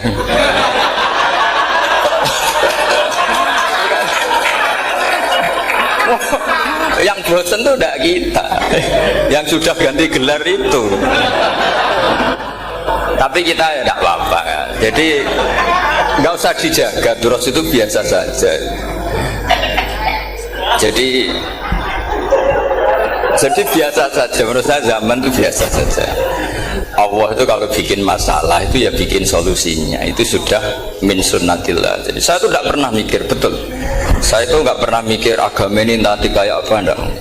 Selain saya tahu Allah yang akan menjaga agama ini, dipikir gak dipikir, memang kalau zaman lebih buruk ketimbang kemarin, itu sudah nasnya Nabi. Ma min yaumin illa ba'dahu syarrun min. Nah ini karena materinya sanad, mungkin ini spesifikasi saya. Saya mohon sanad itu ditulis tapi tidak diimani. Jadi ini yang ditulis itu hanya sebagai perangkat mudawwan. Karena kalau sampean imani itu bahaya, karena nanti tidak hadits tawatur. Makanya kritiknya para ahli hadis terhadap sanadu ahli qiraah, misalnya jenengan dari Gus Najib, dari Mbak Abdul Qadir atau dari Mbak Arwani, kemudian Mbak Munawir, kemudian Syekh Yusuf Ad-Dimyati, terus Syekh Said Antar misalnya, sampai Syekh Haruni dan seterusnya. Itu kan hanya menyebut satu orang. Ini harus dicatat. Padahal sanad khususnya Quran itu lafadznya harus mutawatir. Kaifiyatul ada juga harus mutawatir. Jadi harus riwayatu jam'in an jam'in la yumkinu tawatuhum alal kadzib. Makanya kalau ngaji sanad itu harus bersamaan dengan itu kita katakan bahwa menyebut Mbah Munawir itu fardun min afrodil am. Karena kalau enggak berarti sanad kamu menjadi ahadi. Kita tahu kan hadis riwayat ahadi itu masalah. Masalah apa enggak? Masalah. Hadis itu yang keren, yang mutawatir. Padahal Quran itu faqal hadis. Makanya saya bilang sanad itu ditulis tapi tidak usah diimani. Kalau itu tok ya harus diimani kalau itu sebagai jam'un an jam'in, kebetulan tahunya itu lewat guru. Jadi kita cara berpikir ya, sebetulnya semua Quran itu riwayat jam'in an jam'in, dari kelompok besar ke kelompok besar. Kebetulan tahu kita dari satu orang, misalnya Mbak Munawir atau Mbak Arwani atau Gus Najib atau Mbak Arwani dan sebagainya. Saya itu punya bapak, buyut-buyut saya itu hafal Quran. Mereka ya pantangan malah, makanya itu sirinya. Kenapa kadang-kadang kiai dimintai sanad tuh nggak mau. Tapi kalau sudah ahlinya nggak minta pun dikasih. Itu dulu tradisi ulama dulu gitu. Subhanallah Saudi kalau dimintain sanad santrinya bilang gini, sudah kamu pulang saja. Kalau saya sudah tahu kamu benar, saya datang ke kamu tak kasih sanad. Saya yang datang ke kamu tak kasih sanad. Saya itu punya sanad ya baru-baru. Saya bangun mendekati wafat baru dikasih. Karena nunggu tadi, nunggu kelayakan. Kalau tahu-tahu minta sanad kan gaya-gayanan dok. terus dicetak di figura, terus seakan-akan legal jadi muridnya Gus Najib. Itu aneh. Saya ulang lagi ya, jadi kita harus ngadepi satu hukumnya Allah. Kalau sanadul Quran itu harus mutawatir. Malah mutawatirnya riwayat jam'in sing la yumkinu tawatuhum alal gadi. Sehingga kita nyaman. Misalnya kita mau tidak mau menyebut setelah hafaz itu kita hanya menyebut Asim. Setelah Asim paling banter kita menyebut hanya dua, yaitu Abdurrahman As-Sulami, Abi Abdillah Abdurrahman As-Sulami. Ada yang nulis Abi Abdurrahman Habib As-Sulami. Itu di harokatnya kitab itu ada yang nulis Hubab. Yang benar, oh enggak, yang benar itu bacanya Habib. Habib itu As-Sulami, itu ikut marga Robi'ah. Itu kemudian ditulis gurunya hanya dua, yaitu Abdurrahman As-Sulami sama Zirin bin Hubes. Setelah Zirin bin Hubes, sahabat yang ditulis itu hanya Utsman, Ali, Ubay bin Ka'ab. Ya, Utsman, Ali, dan Ubay bin Ka'ab sama Zaid bin Sabit, hanya 4. Sekarang kita teliti betapa bahayanya itu. Bahayanya begini, Zaid bin Sabit itu orang Ansor. Artinya kalau orang Ansor itu tidak menangi periode Makkiyah. Bagaimana dia bisa meriwayatkan semua Quran sementara dia Ansoriun yang notabene hanya mengenal surat-surat Madaniyah, sementara ayat Makkiyah atau surat Makkiyah itu bawahnya. Dan Ubay bin Ka'ab sendiri itu ngajinya itu tidak banyak, karena dia harus ngaji sama Abu Bakar, Umar, dan dulu gak mungkin setoran kayak sekarang 30 juz karena masyhulun semua orang sih. Sehingga kita harus pastikan zikru fardin min afrodir ruwat atau zikru ahadin min ahadir ruwat adalah implementasi dari riwayatu jam'in jam'in. Karena ini untuk menjaga status Quran harus mutawatir. Kalian jangan ngawur, itu bahaya sekali. Saya punya banyak tulisan tentang itu, dan karena kalau berupa tulisan itu biasanya terus jadi konsumsi akademik, tinggal seminar terus narasumber untuk duit macam-macam itu makanya saya tidak mau. Saya tuh suka ngaji alami, sehingga kalau betul saya dikatakan viral itu saya tidak mikir viral, tidak mikir. Saya ini sudah cocokkan sama Gus Dar, mau daftar wali. Syaratnya wali itu gak peduli dengan makhluk. Kalau saya peduli berarti terdegradasi nanti. Sudah cocokkan sama Gus Dar, Gus daftar wali. Angel Gus, sekarang yang peminatnya tidak banyak kata saya. Karena zaman akhir itu peminatnya jadi rektor tadi. Jadi ini nanti dicek saja. Nah dulu mana saya dengan Gus Dar. Karena buyut-buyut saya itu ya sepul sama sepuhnya sama buyut. Karena buyut saya kandung itu diantara namanya ada Mbak Maksum. Mbak Maksum itu bin Soleh. Mbak Soleh buyut saya kandung itu gurunya Mbak Soleh Darat. Jadi buyut-buyut saya juga kasepuan. Gus ini juga kasepuan. Jadi adu kasepuan. Yang jelas itu entah menang mana tidak tahu. Sing wani rokok berarti menang. Karena berarti berani tidak sopan. Tapi bisa saja menang saya karena legowo. Tadi pamit saya, Gus rokok boleh-boleh. Jadi dia lebih keren karena nggak sopan, saya keren karena jembarati. Berarti setingkat lah kira-kira gitu, setingkat. Kalau Gus Hamid karuan pernah Pak Alik ya, nggak perlu sopan sama Gus Dar, memang ini kan Pak Aliknya. Saya teruskan ya. Jadi anak-anak alumni Al-Munawwir ini yang mau dimaui apa lanyah Qurannya, apa tadi dakwah tadi tafakuh. Saya juga nggak paham yang dimaksud Pak Mustaqim itu. Karena apa ya? Ilmu itu ditulis itu sebenarnya berdasar minatnya penulis, bukan berdasar kehendak Allah. Buktinya gini, sebelum ada metodologi penyebaran agama, itu agama sudah jalan. Ditinggal Nabi Wali Songo agama jalan. Penulis gue disertasi dokter enak, weh harusnya gini. Zaman rong nulis mbok tulis, wah agama wis mlaku. Sebenarnya orang nulis itu kan untuk gelar doktoral, untuk kenaikan pangkat. Mana ada kiai-kiai itu menjadi pinter karena tulisan para dokter. Nggak ada. Agama ini sudah jalan tanpa panduan para penulis dokter-dokter itu. Dulu mana ayo mereka dakwah sama panduan tulisannya? Dulu mana? Dulu dakwahnya. Terus itu dianalisis. Oh, terus analisis jadi disertasi. Makanya saya tuh jarang diundang orang mau kalau nggak pernah sepuh. Cuma sial saya yang pernah sepuh ternyata banyak. Akhirnya saya tuh bikin kaidah agak salah dulu. Saya mau diundang hanya yang pernah sepuh. Ternyata yang pernah sepuh itu banyak. Ya kemarin saya datang di hallnya Ki As'ad, terus dia datang di hallnya Pak Hamid. Karena mbah saya kandung itu sepupu sama Pak Hamid Pasuruan. Saya buyut-buyut saya itu orang Lasem sama orang Kudus. Sebenarnya kalau saya mau nakalan itu pakai buyut saya tertua itu, tapi kayaknya enggak lah. Nanti mereka malah ngedu Nabi Adam malah selesai. Karena kalau saya pakai buyut saya yang Mbah Soleh itu, yang gurunya Mbah Soleh Darat itu, nanti sampean pakai Nabi Adam bisa tuntas saya. Meskipun saya mungkin lewat Kobil atau lewat Habil, nanti cocokan lagi. Jangan-jangan jenengan yang lewat Kobil, gue saya Habil. Malah panjang lagi, nggak tahu aktenya juga nggak. Kira-kira kan delok potongannya. Kalau yang alim kayaknya pantasnya lewat Habil. Kalau yang tidak alim ya pantasnya lewat nggak tahu. Campuran ya kombinasi.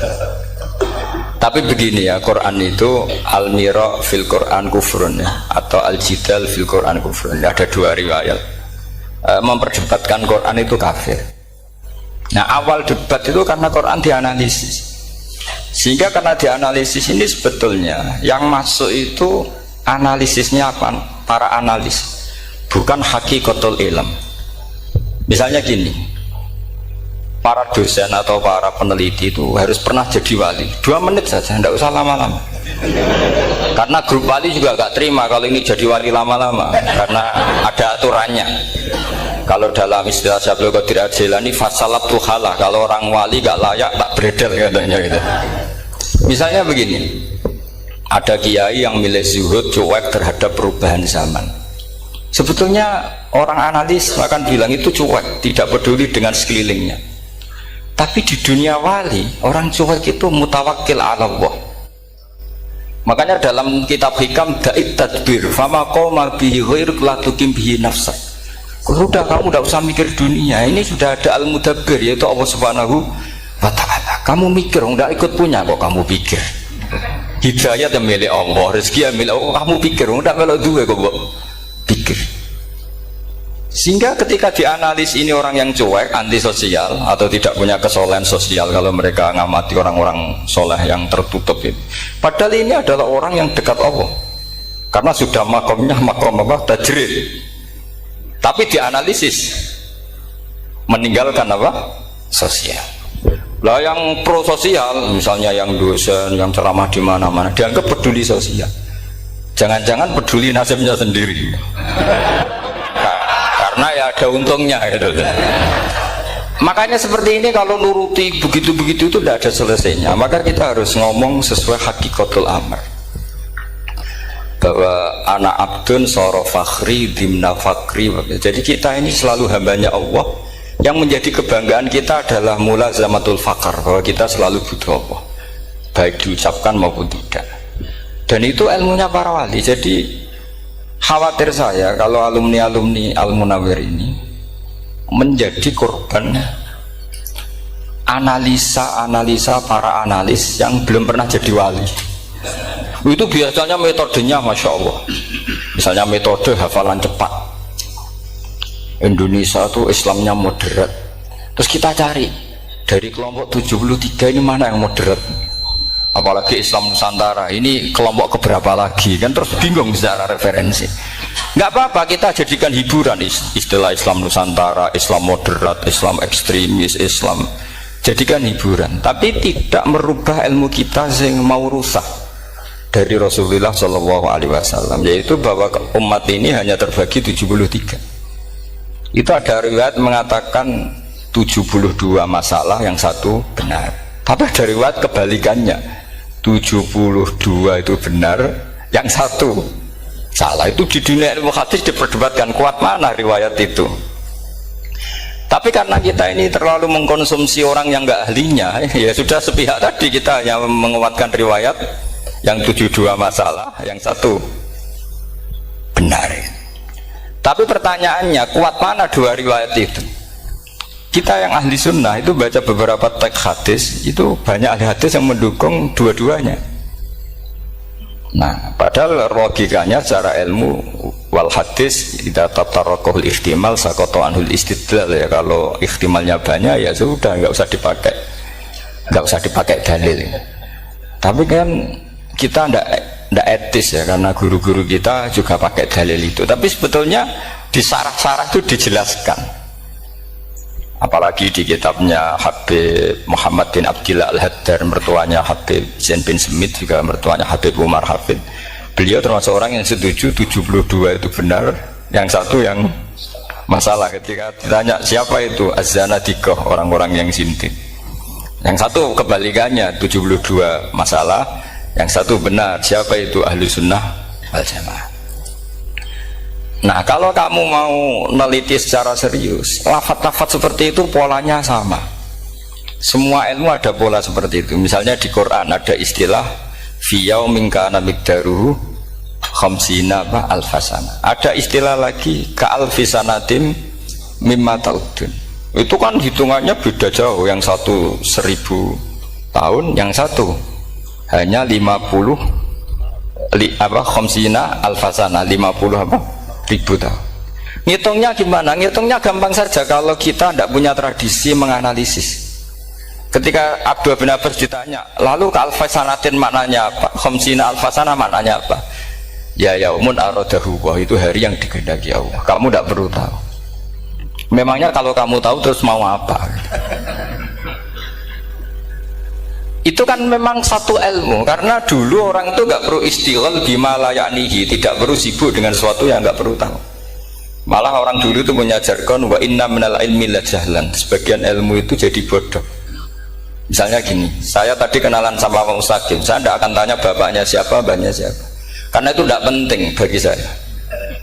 Yang penting saya itu nyari ilmu yang menjadikan saya diridhani Allah.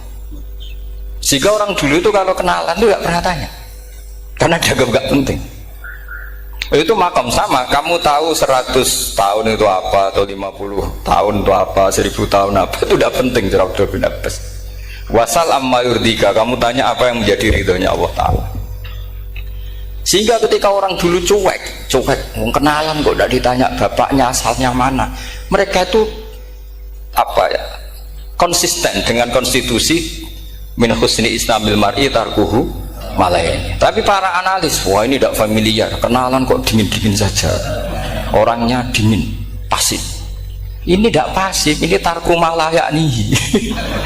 Jadi gak sambung, memang calon wali sama calon rektor itu tidak sambung. Jadi memang gak sambung, cara berpikirnya beda. Makanya saya mohon ini apa ya, ya itu tadi saya sudah cocokkan sama Gus Dur. Jadi kalau kamu daftar ya monggo. Nanti saya tidak tahu yang nanti jadi ketua saya Pak Gus Dur, tidak tahu saya. Ya saya teruskan ya tentang sanad ya, karena ini yang ditulis di materi ini sanad. Saya mohon sekali, sanad itu kamu yakini sebagai fardun min afrodi dzalikal jam'i. Karena sekali kamu punya sanad ahad itu merusak Quran. Karena hadis ahadis saja masalah, apalagi Quran. Dan Quran definisinya adalah lafaz sing mangkul ilaina bitawatur. Ada kata apa? Bitawatur. Makanya saya itu kalau nulis ya minhum, jadi harus ditambah min. Di antara sahabat yang diambil tadi Abdurrahman As-Sulami sama Zirin bin Hubes adalah Ali, Utsman, Ubay bin Ka'ab, Zaid bin Sabit. Tapi itu mesti ada yang hilang banyak. Saya hitung saja secara logika ya. Dan ini pasti benar, nggak mungkin benar, tapi pasti benar. Ada ayat sing nazalat fi Abi Bakrin, tentu Abi Bakar lebih tahu.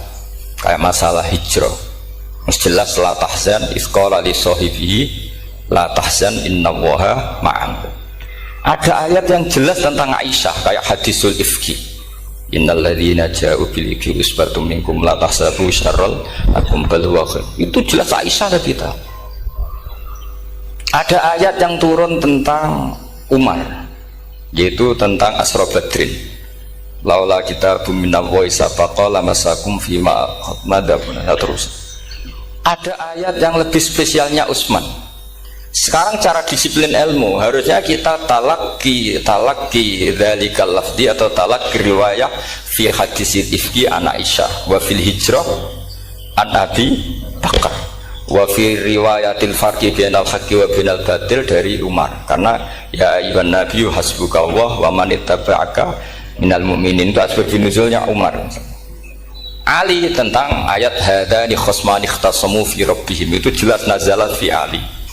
Secara disiplin ilmu, kalau kamu ingin disiplin riwayat, harusnya sanadnya seperti itu. Makanya kalau Aisyah dibantah tentang hadisul ifki, ayat itu turun tentang saya.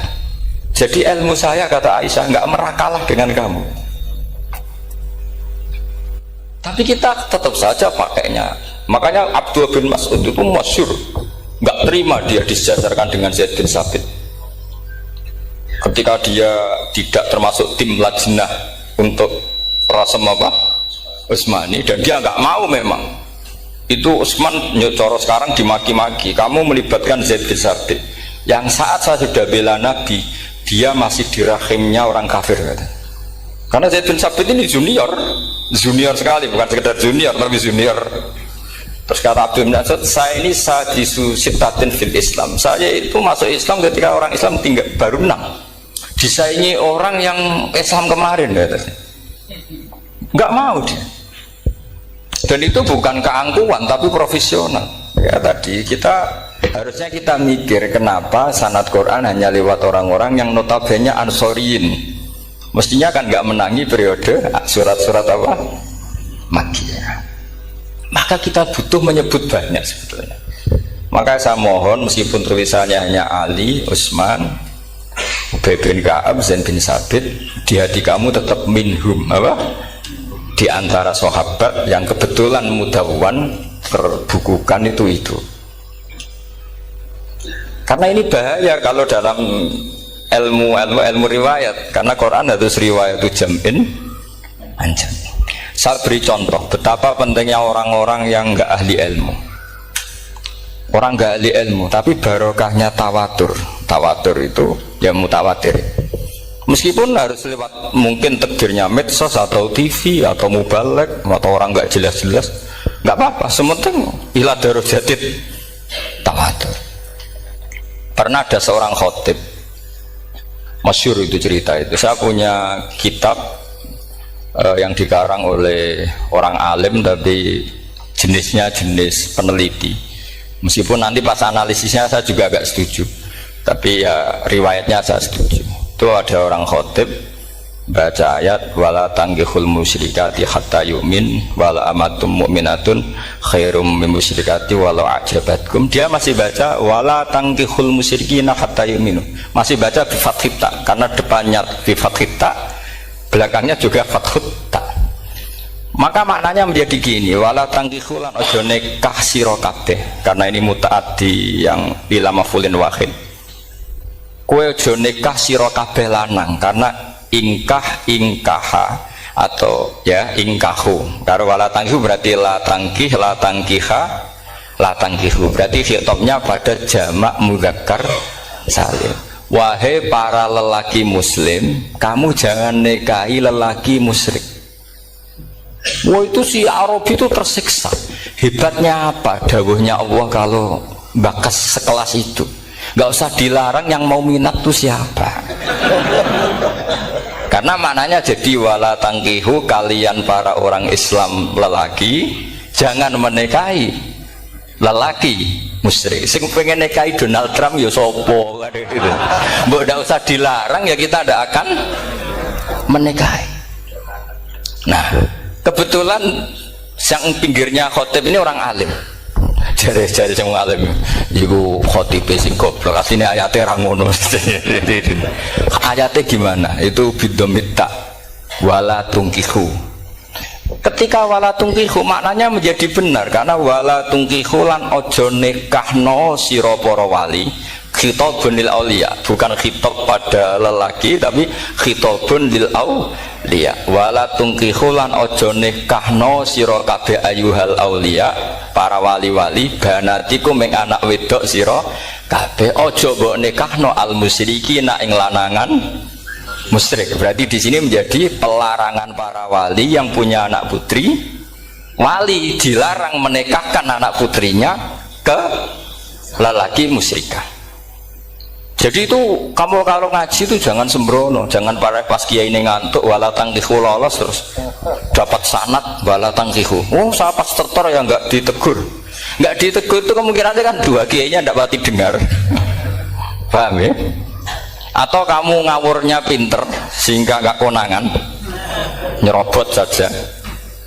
Tapi bagi kita ahlul ilm itu fatal betul, sehingga orang-orang ahlul ilm itu mesti mengharokati sekian mawadi uzalal istilahnya, karena bahaya. Jadi saya ulang lagi ya, mestinya bacanya wala tangkihul musyrikati hatta yu'min bi fathita. Itu betul, wala tangkihu lan ojo nikah sira kabeh lanang Islam ojo nikah al musyrikati ing wadon perempuan musyrikah. Tapi kalau yang kedua harus dibaca bidomita wala tangkihu lan ojo nikah no sira kabeh para wali ai banatikum maful bih awal dibuang ing anak wedok sira kabeh ojo mbok nikahno al musyrikin. Tapi sekali dibaca walantangihu maka kualitas maknanya itu seperti tadi, wahai para lelaki mukmin jangan nikahi lelaki musyrik. Makanya si Bedui ini tanya, apa betul itu kalamu? Iya. Masa Allah ngendikan sekacau itu? Kecewa dia, masa ada ayat Quran yang dipuji-puji jamiul kalim kemudian kualitasnya seperti itu. Dari wong alime yo khotib sing goblok orang ngono. Artinya apa? Ketika Quran dibaca secara salah, entah makhrajnya, entah halafatnya atau harokatnya, ini Arabi saja tahu, karena Arabi pun punya adzauqus salim. Karena adzauqus salim tidak didominasi para mukri atau para kiai atau para ahli Quran. Orang yang salimatuz dzauq juga bisa. Sehingga pernah ada seorang khotib juga, ini cerita-cerita Bedui. Orang khotib pidato khutbah fawarabbis sama'i wal ardi innahu la haqqum mislama annakum tantikun. Demi Tuhannya langit dan bumi bahwa apa yang dijanjikan Allah pasti terjadi. La haqqun itu maknanya terjadi. Itu si Arabi tadi langsung tanya ke khotib, Pak Khotib, mangdalladzi akhdhabal jalil hatta al jahilal yamin. Siapa yang bikin Allah murka sehingga Allah terpaksa sumpah? Mana orangnya? Karena kalau dalam tradisi balaghah sumpah itu sudah tersinggung. Misalnya saya punya utang sama Gus Dar ditagih hari ini, hari Selasa. Gus utangnya bayar, paling saya bilang nggih Gus sesuk. Ketika sesuk ditagih lagi, nanti Kamis ditagih lagi. Kalau saya mulai tersinggung pasti wawahi. Jadi orang kalau sampai sumpah itu bukti apa? Tersinggung. Karena kalau dalam balaghah disebut kalau mukhotob tuh kholiyad dhini tidak usah taukid, tapi kalau mulai mutarodid agak ragu dikasih taukid. Kalau banget nggak percaya nih dikasih sumpah, itu mesti terusannya duko. Itu kaidah tuh nggak bisa nggak, karena al yamin atau al qasam itu ya dulu alal khotob. Makanya langsung si Arab kita ditanya, mangdalladzi akhdhabal jalila hatta al jawilal yamin. Siapa yang bikin Allah tersinggung sampai Allah terpaksa sumpah? Ini dzauqul Arabi, dzauqul Badawi, orang yang sangat betul. Karena Quran mutawatir lafdzon wa dzauqon wa balaghatan wa nahwiyan dan sebagainya. Sehingga sebelum ada Imam Nafi', ini saya cerita khasnya ahli Quran, karena bapak saya, buyut-buyut saya itu hafal Quran. Dulu ketika bapak saya tadi Mbah Munawir sampai berapa? 98% ya. Yang hafal Quran era anak tadi, era anak itu 98%. Ya dari jenengan tadi. Jadi dulu bapak saya nasihati saya hafal Quran itu lucu, nasihatnya gini dok, aku hafal Quran, mbahmu buyutmu hafal Quran, yes ojo kepaten obor, Nak kowe rapal itu sebenarnya alasannya anakmu rapal gampang, wong bapak ya rapal. Putu luwih gampang meneh. Wong bapak mbah ya ora. Maka tak anake wong alim rapal Quran atau orang alim ku kriminal pertama yang menjadi sunnatan muttaba. Karena itu melegalkan anaknya punya alasan kan. Coba kamu alim, terus anak kamu udah alim. Terus kamu, cung kowe kudu alim kok mbahmu. Lah bapak gimana bapak? Kan pusing. Jadi sebetulnya zuriat ada alim itu mesti salah ini, salah pas depannya ini. Dan makanya saya itu tak angen-angen bener bapak saya. Bapak saya tuh ya kerap sama Gus Najib, sering semaan bareng dulu. Jadi misalnya bapak saya ada hafal Quran, coba mau pede nasihati saya suruh hafal gimana alasannya? Kan nggak punya alasan. Jadi cara bapak pokoknya joko paten obor. Ya, kalau orang kuno mana nih joko paten obor. Saya beri sekian contoh. Sebelum Imam Nafi' itu ada, Imam Nafi' itu periode tabi'in, kila tabi'in, karena Imam Nafi' itu paling senior. Nafi' itu punya guru namanya Ja'far Al-Qari. Setelah itu sudah sahabat. Makanya Imam Mujahid itu disalahkan orang banyak ketika memasukkan Imam Kisai. Sebenarnya Imam Kisai sama Hamzah itu pernah lama nggak ada sebagai qurra sab'ah. Makanya kata kitab-kitab besar itu nak ngeritik Ibnu Mujahid itu musabbih sab'ah, dia adalah orang yang menentukan ulama sab'ah. Itu keliru katanya, kata ulama-ulama lain, karena sebetulnya yang Kisah itu tidak selevel Ja'far Al-Qari, gurunya Imam Nafi'. Ya, gurunya Imam siapa? Nafi'. Makanya terus ulama nambahi qiraatul asroh, ditambahi Ja'far Al-Qari dan Khalaf dan Hisam. Itu sebenarnya agak salah gini sebetulnya ya. Yang Kisai harusnya masuk yang salah tambahan, bukan yang Ja'far, karena kan nggak fair. Nafi' saja yang muridnya termasuk qurra sab'ah, masa gurunya termasuk salah al-mutammimah lil asyraf ya, itu salah al-mutammimah. Kita sebagai orang yang bidangi itu sebenarnya agak protes, tapi yang terkenal gitu ya sudah lah, ikut saja daripada fitnah. Tapi kita sebagai ahlul ilm sebenarnya tahu duduk perkaranya. Ya tapi ya sudah, itu nggak sampai salah fatal. Sebelum ada Imam Nafi' itu ada pernah, ini meskipun cerita agak nggak valid, tapi diakui bena ahli ilmu. Ada orang datang ke Rasulullah bilang begini, ya Nabi Allah, seorang lagi, ya Nabi Allah, he wong sing diceritani Allah. Karena naba'a maknanya cerita, isim fa'ilnya nabiun, orang yang dapat cerita dari Allah. Itu kanjeng Nabi guyu seneng. Terus anak Quraisyun, jadi Nabi, aku itu wong Quraisy, la yuhammis, orang Quraisy itu gak suka hamzah. Jadi kalau saya baca ya Nabi Allah. Tapi terus setelah itu ada Imam Nafi'. Setelah periode sahabat, tabi'in ada orang bernama Nafi'. Imam Nafi' itu muridnya Ja'far Al-Qari. Itu dia mengatakan itu mahmusullah. Coba kita kalau baca coba amma yatasaalun, coba anin nabail azim, berarti naba apa? Mahmusullah.